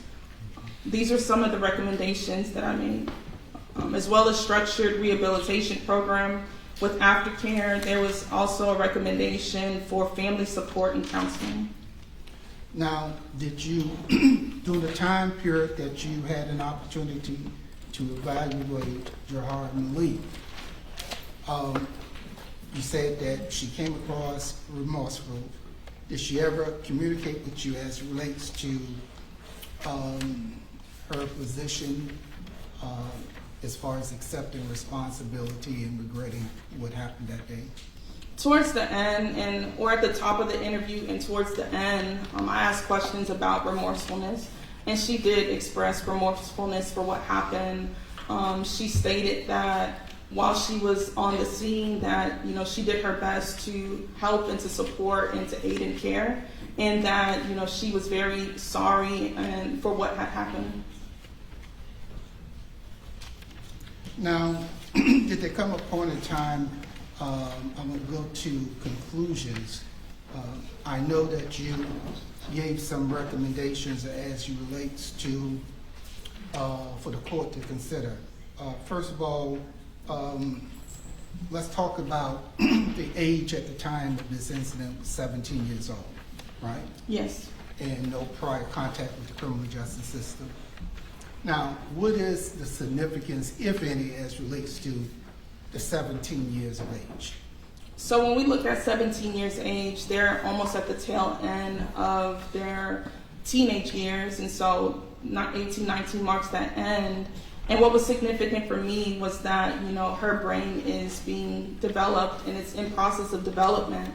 And so as I thought about that and processing this with her, it was more so about, decision-making, impulse control, emotional regulation, everything that entails that and how she developed those coping skills from early childhood, how is it being reflected in the present? So I was conscious of that. And what was your, as relates to recommendation for the court to consider as relates to this particular case? So my recommendation pertaining to this case would definitely be in alignment with trauma-informed mental health treatment, the restorative justice-informed programming, the life skills and decision-making education, a structured rehabilitation program with some form of aftercare treatment, and family support and counseling. Are you familiar with the Miami-Dade County Boot Camp program? I've heard of it. Okay. And upon learning some of the benefits of it, as it relates to this particular case, what were your recommendation to the court pertaining to programs like that? Well, from what I know, boot camp has an opportunity to instill some of the aforementioned recommendations that I have. It can integrate trauma-informed mental health treatment, restorative justice-informed programming, life skills and decision-making, and definitely structured rehabilitation. Now, you had an opportunity to listen to Dr. Brennan as it relates to his evaluation as relates to Jahara Malik, right? Yes. And there's one thing that I brought up, and that is, one of the things he did, he wanted to, with all of his years of experience, to test to see whether or not the person was, as we call it, gaming the system. And he said he tested that and he determined that that was not the case. Do you join in and agree with Dr. Brennan's assessment based upon what you had an opportunity to assess and see for yourself? So I did a test called the Miller Forensic Assessment of Symptoms. And this test, it tests for malingering and feigning. And so when I tested Jahara for it, she scored out of 4, and it established this cutoff for malingering, which indicates there's no significant evidence that the client was exaggerating or fabricating any symptoms. So would it be your opinion that she was, one, remorseful for based upon what happened? That she was sad? That she wanted to accept full responsibility based upon what happened? Based off my observations in her self-report in our session, she exhibited remorse, regret, and she had sadness in the session. I have no other questions, Your Honor. Thank you, Mr. Campbell. Any cross? Hi, doctor. Can you remind me how to pronounce your last name? I don't want to. Sai. Sai. Okay. So you met with the defendant February 4th, 2026. How long were you with her? I was with her about 3 hours. And that is the total of your time with her? No. No? How long were you with her overall? So I would say about 4 hours. 4 hours total? Mm-hmm. And that is after those 4 hours is essentially what's in your report? Yes. You didn't meet with her any other time? No. Okay. So during your meeting with her, you have here as sources of information and evaluation procedures. What you outline are Miami-Dade Police Department lead report, complaint, arrest affidavit, and work product. And you did your testing as you described, and then you did a clinical interview. That is all that you used, over the course, of the 4 hours that you were with her in making your assessment? Yes. Okay. So during that time, were you provided any history, any Miami-Dade school records? Only based on the the client's self-report. Self-reporting, okay. Were you provided any reports from any pediatricians or any doctor's notes with respect to any mental health prior diagnoses? Only based on the client's self-report. Were you provided any sort of outside material other than, the client's reporting? No, okay. So in your ultimate assessment, she self-reports, and I think what you end up noting is ultimately she has a happy childhood, right?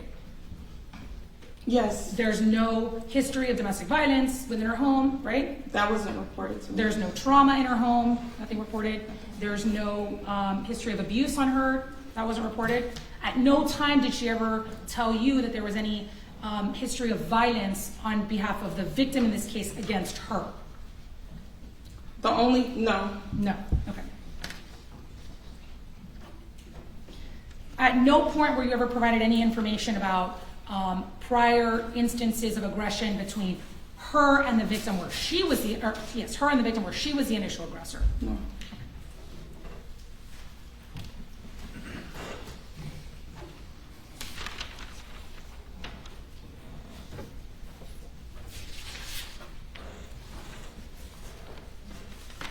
Okay. I want to talk about the test that you described, and I apologize, I don't remember the name, but where you determined sort of malingering.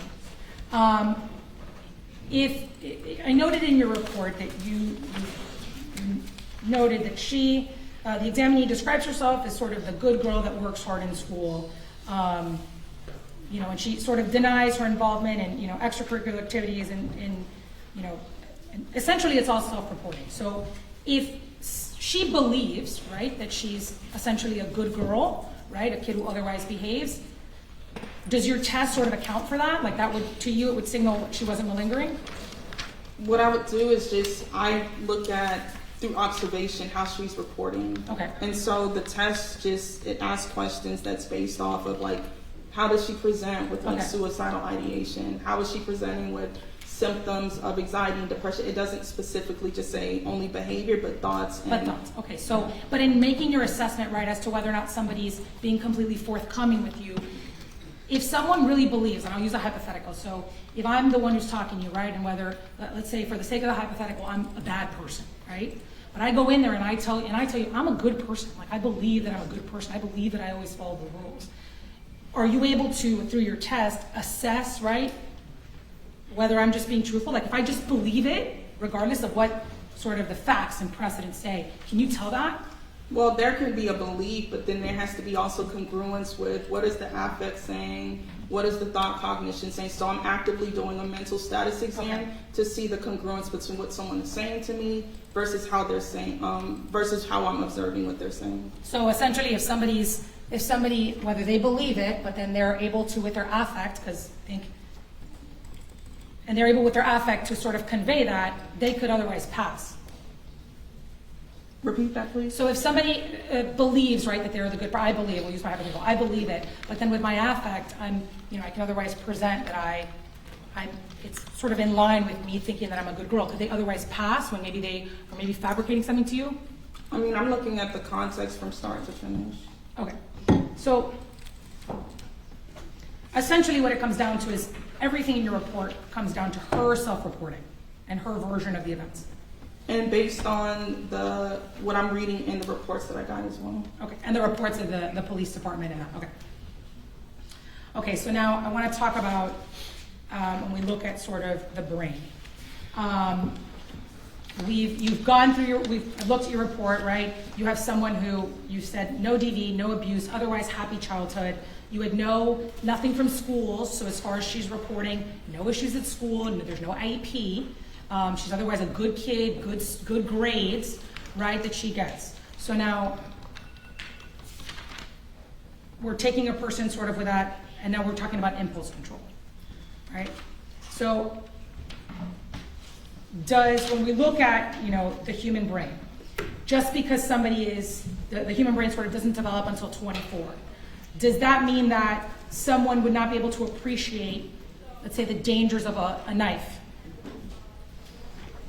Can you please restate your question? Okay, so we're taking everything, right, in the context of sort of the evaluation that you did, right, and the person that you're looking at with good grades, sort of all that, right? So now we're talking about the brain developing. Mm-hmm. Brain develops, like you said, between 17 and 24. 17 is on the lower end, 24 is on the higher end. So when we're talking about sort of the development of the brain, just because somebody is 17, we'll start there, does that mean that they therefore could not appreciate the danger of a knife? I mean, at 17, when you say appreciate, what do you mean with appreciate?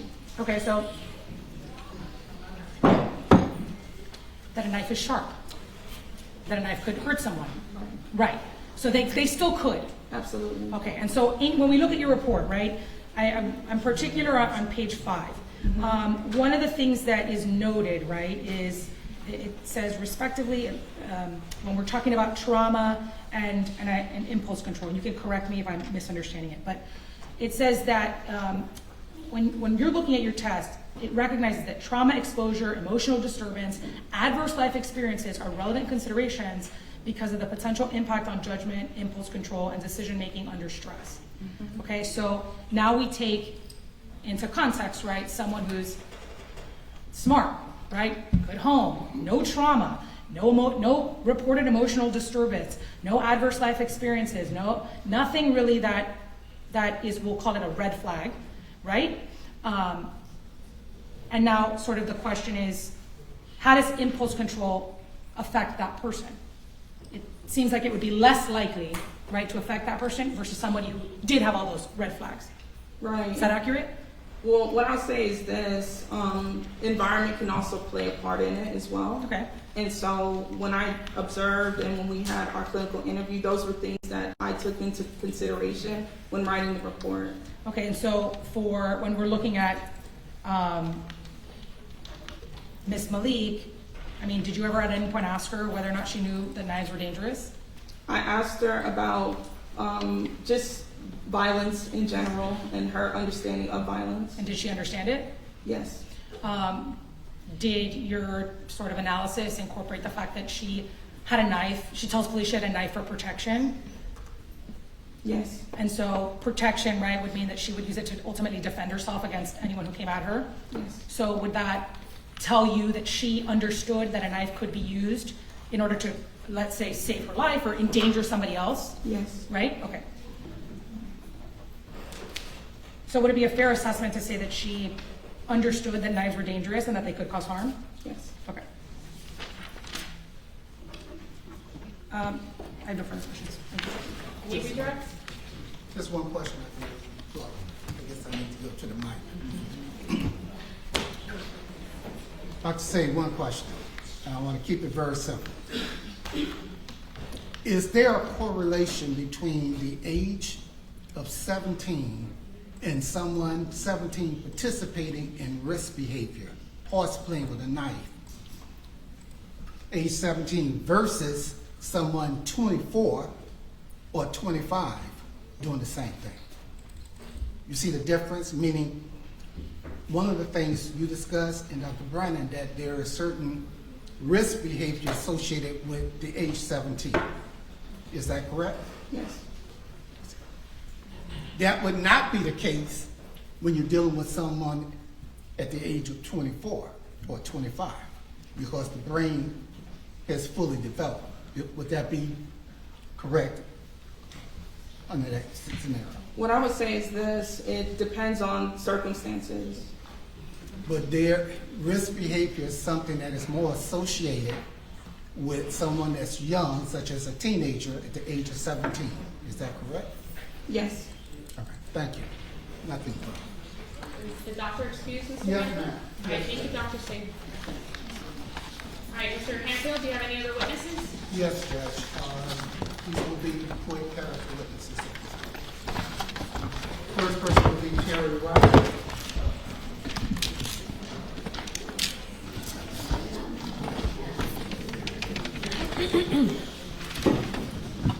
Please raise your right hand. Do you solemnly swear to tell the truth, the whole All truth, right, and nothing but everyone the needs truth? to be quiet. I do. Would you state your name for the record, please? Terry Wright. And you identify yourself as far as what you do for a living? I'm the CEO of Writing Young Funeral Home here in Miami. And will you state to the court why you're here today? I'm here to speak as a character witness for Miss Malik. And what would you like the court to know about as linked to Ms. Jahara Malik, sir? Well, I've been knowing the family for over 40 years. They have a business here that I've been a customer for the last 30 years. Being said that, if I may just tell a story, there was a young man by the name of King Carter, 6 years old, that was killed exactly 10 years ago here. 6 years old. And we started a nonprofit called Don't Take My Life, Let Me Live. 10 years ago, Ms. Malik was only, today, maybe 10 years old. But back then, we started with different rallies to promote violence and don't take something you can't give.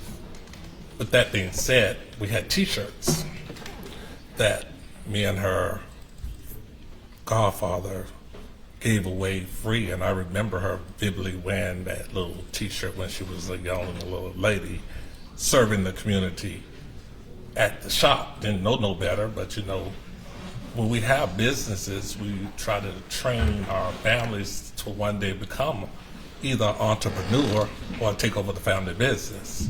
With that being said, as years passed by, as I would frequently visit the store, that she would be there. So we only have our character, and I only could speak about the character. I can't speak about this case. My heart is very troubled today because I'm burying young people in and out. And these families are destroyed today. And situation arises in our lives. And when it comes to lives, we all must treasure lives. And we must think about our hearts.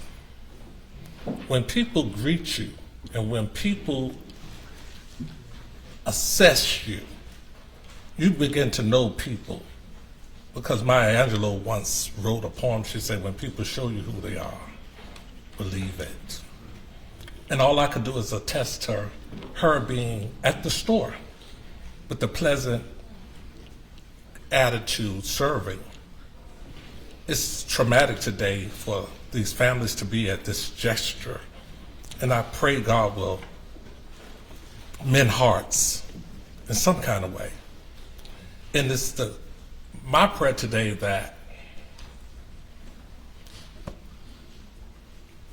as we leave this courthouse, and as time comes, and time will come, days and years will come, that hearts will be mended. We will never forget our loved ones. Never forget our loved ones, because it's a treasure to us. But we must also learn that life is about forgiveness as well. It may not happen today or tomorrow, but all we have in life. And with that being said, I pray as I go out this courtroom that God would touch hearts in here today in a very special way. Thank you. The next person is Shawnette Davis.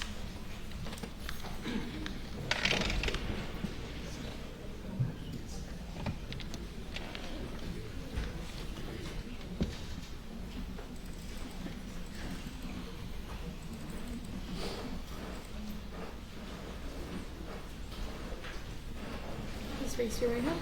Do you solemnly swear to tell the truth, the whole truth, and nothing but the truth? Yes, ma'am. Will you state your name for the record, please? My name is Shanetta Davis. And what do you do for a living? I am a corrections officer. Where? Palm Beach County Sheriff's Office. And what would you like to address the court to say? Greetings, Your Honor. Judge Hernandez and all parties present today, I recognize that this is an incredibly difficult moment and one filled with deep pain. To the victim's family, I want to express my deepest condolences, and I truly am sorry for your loss. I have known Jahara for all her life, and she is like a niece to me. I've watched her grow into a loving, compassionate, intelligent young lady. She is deeply family-oriented and has shown a desire to build a positive and meaningful future to become a registered nurse. Throughout this period, Jahara has taken responsibility for her actions by pleading guilty, which demonstrates accountability and remorse to me. In my professional experience as a correction officer, I have seen firsthand that juveniles and young adults are still in a critical developmental stage. I respectfully ask the court to consider leniency in her sentencing. Thank you, Your Honor, for allowing me to speak and to be heard. Thank you. Ted McCray.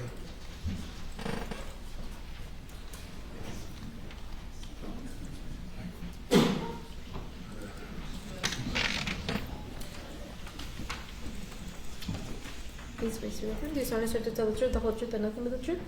I do. Would you state your name for the record, please? My name is Theodore McCray, Ted McCray. I am a pastor and a former teacher at Miami Northwestern. What would you like the court to hear from you today? Your Honor, I just want to speak from the heart today. I just want to talk for a moment because today I saw something. I saw the fact that nobody wins. Nobody wins in a situation like this. It affects and effects everyone that is involved. Today, I remember I retired from Northwestern, so I was over there 20 years. And most of you students who are here, and I know you. I know you just as much as your mom and them know you almost. You spent hours out the day with me. And everybody knows how I operate. I'm not just Mr. McCray. I'm Uncle McCray. I'm Dad McCray. I'm there always. When you're hungry, yo, McCray, you got some snacks? Yo, hook me up. And I do just that. But it's not about me today. It's about the maturity of this situation. This is a situation that we need to grow from. Jahara has to take responsibility, and also we as listeners have to take a certain responsibility as well. We're all in this together. It's important that we grow from this. I see this. Yo, I want you all to know that, listen, nobody is perfect. Nobody does all the right things. But there's a level of accountability that has to be reconciled with. We have to take that into consideration. That these things happen, especially with children. They need to know that to whom much is given, much is required. They're blessed. All of you are blessed. And I just wanted to come and let you all know that this is not a time to take sides. This is a time for you to look at yourself, see what you got going on. How grown are you? Where is the adult that's supposed to be in you? I listened today. I heard some stuff. Some things I thought was good, and some things I thought was not that good. Things were said in here, and I saw hurt where there needs to be healing. We need to come together in our own self. You know, there's a saying, how you gonna throw, rocks at my house when the house you live in is made of glass? So listen, Jahara, there's love for you, baby. Mommy, you said some things that I thought was important today. You expressed to us how you really felt about Keith. I know him. They was all freshmen and juniors, freshmen and sophomores when I retired. I know them. They used to come by my class. I know all the boys, don't I? Yeah, you know I do. If you went to Northwestern, you know me. Mr. McCray, the man who taught cosmetology. All the girls was in my class, so I know you stopped by. Listen, it's not about that. It's all about your future. So please, take a look at yourself before you look at other people. Thank you. Angela Powell.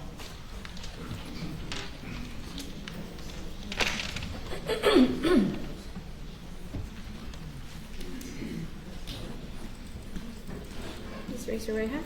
Do you solemnly swear to tell the truth, the whole truth, and nothing but the truth? I do.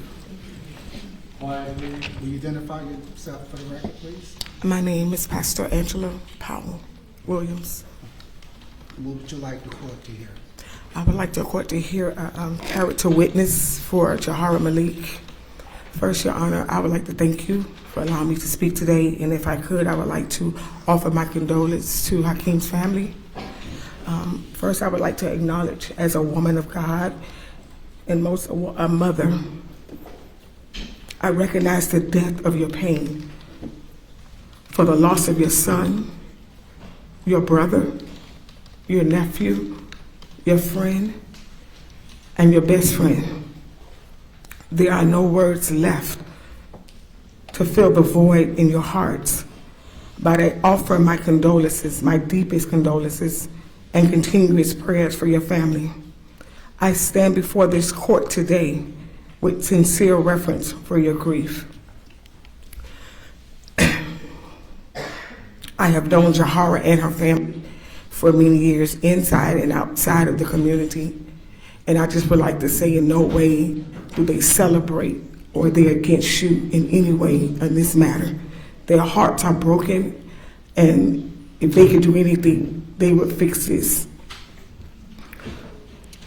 Since this tragedy occurred, I have served as a one-on-one spiritual mentor for Jahara through private sessions, prayer, counsel, and guidance. In the time I've spent with Jahara, I have seen her face the gravity of her actions. She does not avoid the truth of what happened. I have sat with her in quiet moments where there were no cameras, no social media, and I can tell this court today she is deeply broken by this tragedy, not just her family. Her guilty plea is a reflection of her accountability. We have worked together for hours. She understands the weight of her hurt. She has caused this family and the gravity of her actions. What I have observed in our sessions as her mentor, her spiritual guidance, is a young woman who realizes she cannot move forward without guidance. She has learned that it's not okay, that it is okay to ask for help and to seek a better path. She shows humility and genuine desire to be a different person than that day. I once asked her in our sessions, if you could change anything, what would it be? And she said that entire day. I am personally committed to Jahara, continued mentorship. I believe she has a heart that can be molded to good. My role is to ensure she remains on the path of peace and accountability. I asked the court to consider her age. I asked the court to consider her today with leniency. Thank you, Your Honor, for allowing me to share what I have seen and the opportunity to acknowledge the family and their loss. And God bless. Natalie Powell.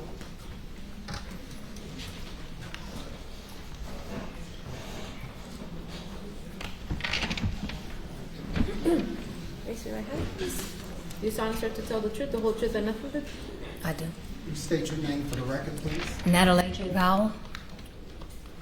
Your What is it Honor. you would like the court to know? I've had the privilege of watching Jahara Malik grow up, and from a very young age it was clear that she was a really special young lady. She's always carried herself with a level of intelligence and awareness that was far beyond her years. That maturity often made her seem older than what she was. Jahara has consistently stood out as someone that was thoughtful and capable and exceptionally bright. However, I've also come to understand that being so advanced for one age can sometimes present its own challenges. When a young person is accustomed to being the smartest among their peers, it can create a sense of confidence that they are ready to handle situations that in reality, they're not. That kind of confidence, while rooted in strength, can sometimes lead to difficult decisions and unintended consequences. Jahara's actions should be viewed in the full context of who she is. A young woman with tremendous potential who's still learning and still growing. She's still in need of support and direction as she navigates these complex situations. I firmly believe that with the right guidance, structure, and encouragement, she'll continue to develop into the remarkable individual that she has always shown herself to be. Thank you for taking the time to consider not only the circumstances before you, but the character and promise of Jahara Malik. Thank you. Nia Jackson.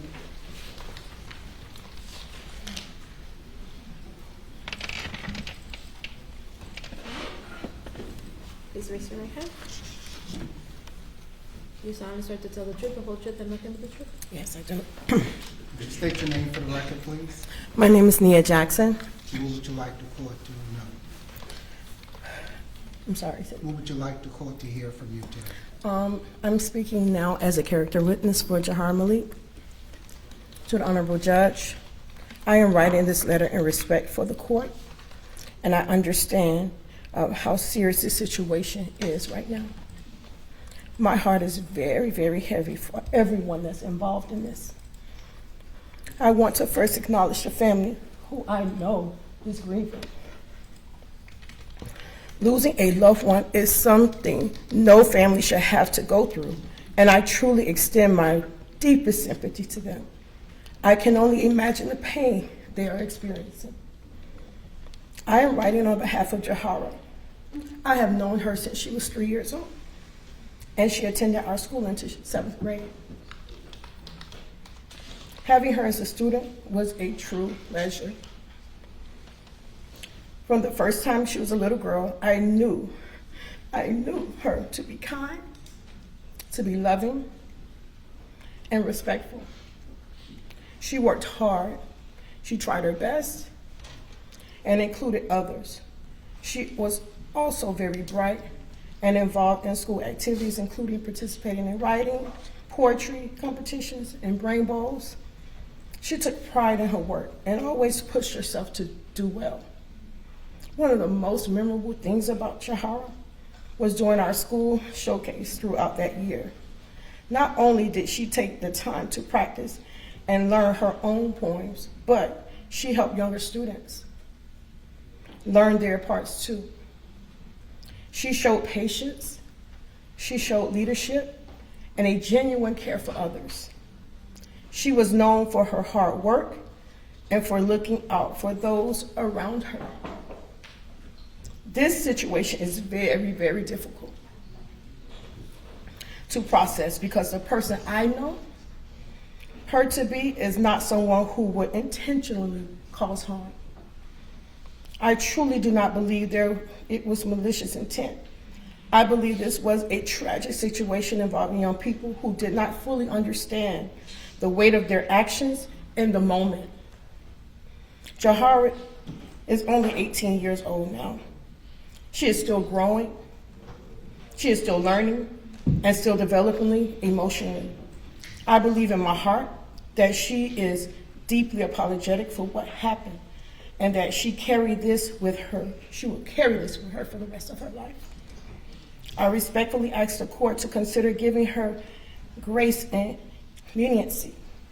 An extensive sentence will not only impact Jahara, but will also take away the future of another young life. While nothing can undo what has happened, I believe there is still an opportunity for growth, accountability, and redemption without completely closing the door on her future.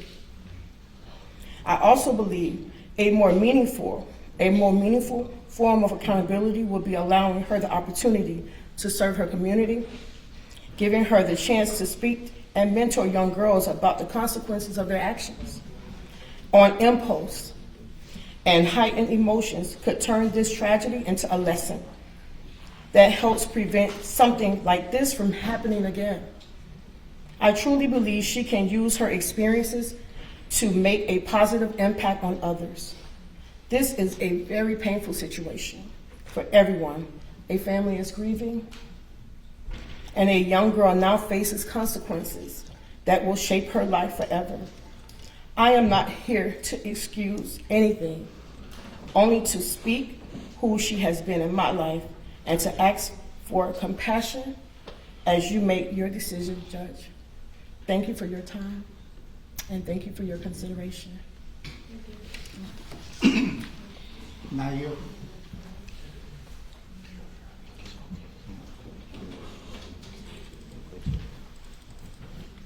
Gary Malik.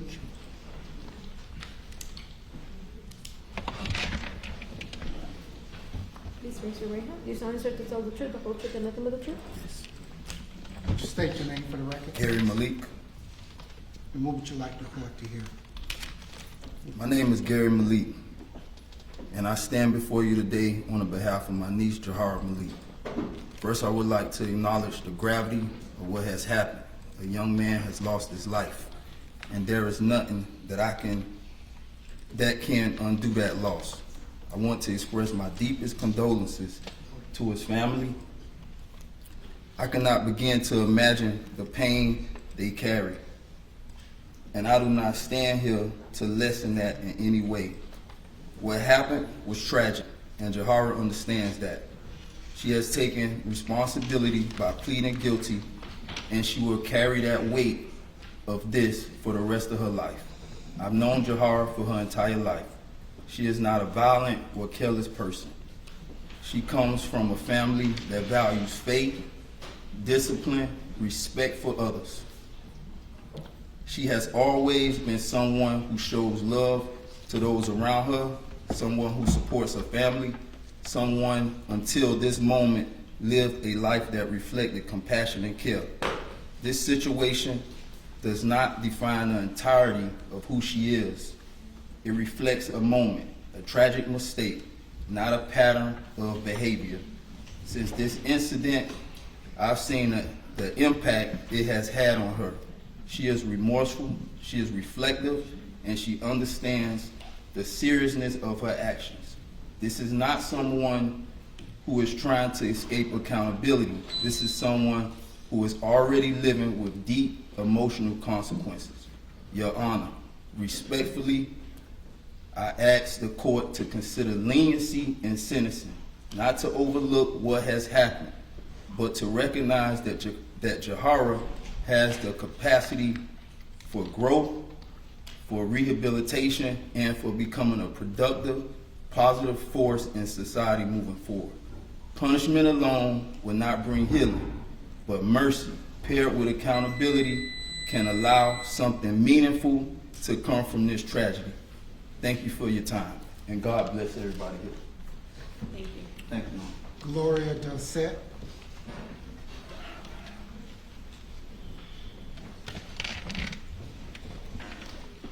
Please raise your right hand. Do you solemnly swear to tell the truth, the whole truth, and nothing but the truth? State your name for the record, please. Well, it's really Gloria Butler, but Gloria Garcia.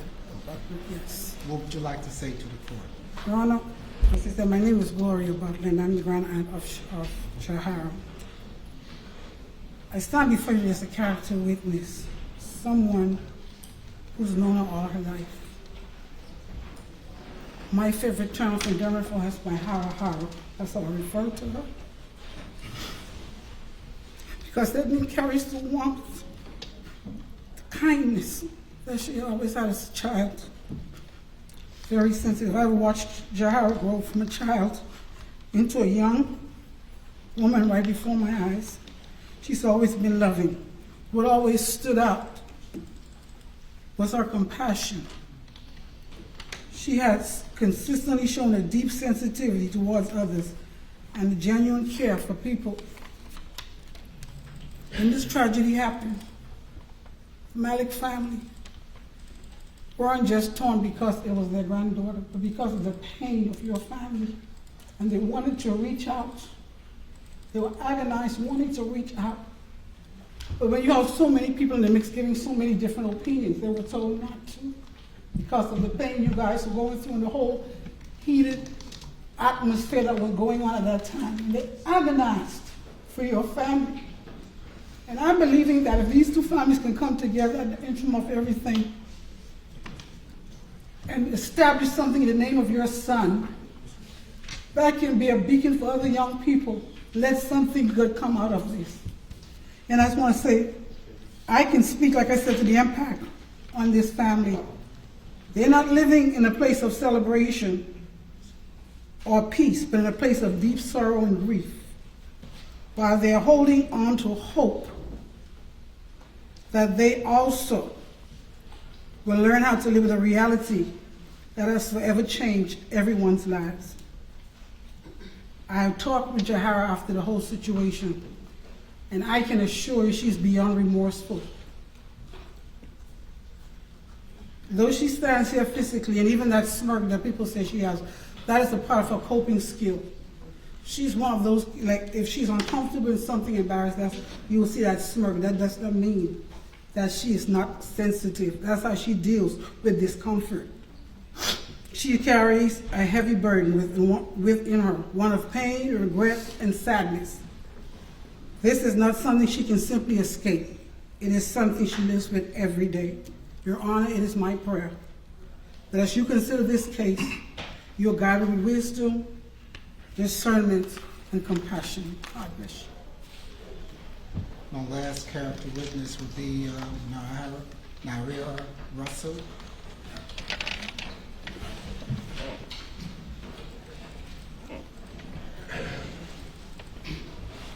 Please raise your right hand. Do you solemnly swear to tell the truth, the whole truth, and nothing but the truth? Yes. Will you identify yourself for the record, please? Naira Russell. You're soft-spoken. Naira Russell. All right. What would you like the court to hear? Dear Honorable Judge Christina Hernandez, my name is Naira Malik, and I am the aunt of Jahara Malik. I have known Jahara since the day she was born. You gotta speak up. I was known Jahara since the day she was born. I was in the hospital on that evening, and I witnessed her very first moments of life. I recall that day with great clarity, just seeing a beautiful life come into the world. I want to take a moment to give my sincerest condolences to the family. I understand that you're grieving. And I understand that your pain is deep. And I have prayed for your family, just as I have prayed for our family. And I have prayed for peace for your family as well. I am saddened by the loss of life and suffering that your family is currently experiencing. While I do not excuse her actions, I respectfully wish to speak to her character and to the person I know her to be. Jahara has consistently been a very compassionate individual in our family, just like my great aunt Gloria said. She's always had a very strong sense of responsibility as well. When my mother became ill, Jahara, her and my mom has always been very close. But at a very young age, she took it upon herself to make sure that she had a way to and from to visit my mom. And while she was there, you never had to tell her to prepare meals, to assist with maintaining the house, and more importantly, she made sure that she sat and talked to her, showing compassion and care. At a very young age, Jahara also demonstrated initiative and discipline. At the age of 13, she taught herself how to braid hair. By the age of 14, she had established a steady clientele doing hair on the weekends and maintaining good grades as well. This level of commitment reflects her work ethic, responsibility, and determination. Over the past 15 months, I have personally observed Jahara. From the beginning, she has expressed genuine remorse and has taken responsibility for her actions. Jahara and I have been up several nights having conversations, just trying to understand what transpired on that day. She has taken meaningful steps towards rehabilitation, including participating in therapy and also seeking spiritual guidance. And I recall on some nights when I will wake up in the middle of the night and Jahara will be up walking around with nightmares or just persistent sleepiness and crying. And also thoughts of self-harm as well. During that time, I decided to stay home because I wanted to watch her, because I feared what she might do to herself. She independently told me that she wanted to make sure that everyone knew that she was taking accountability for her actions. Those efforts demonstrate her willingness to reflect, seek help, and make better decisions moving forward. I respectfully ask the court to take into consideration Jahara's demonstrated capacity for growth and the efforts she has made towards rehabilitation. Thank you for your time. Judge, I would like to call a representative from boot camp, and then my client would like to address the court, and then I will see what the state has to say, and then I will give my closing remarks. Boot camp representative, please.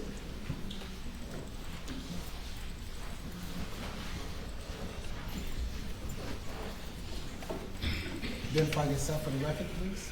Good afternoon, Judge. My name is Officer Parental. I'm one of the court liaisons for the boot camp program. Officer, I'm familiar with you.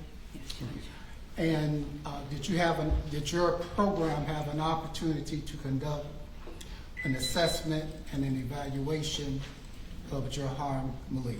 Yes, once the court order was placed in our within the boot camp program, we had Ms. Malik evaluated psychologically and medically to be cleared for her to be able to be eligible to be a participant for the boot camp program.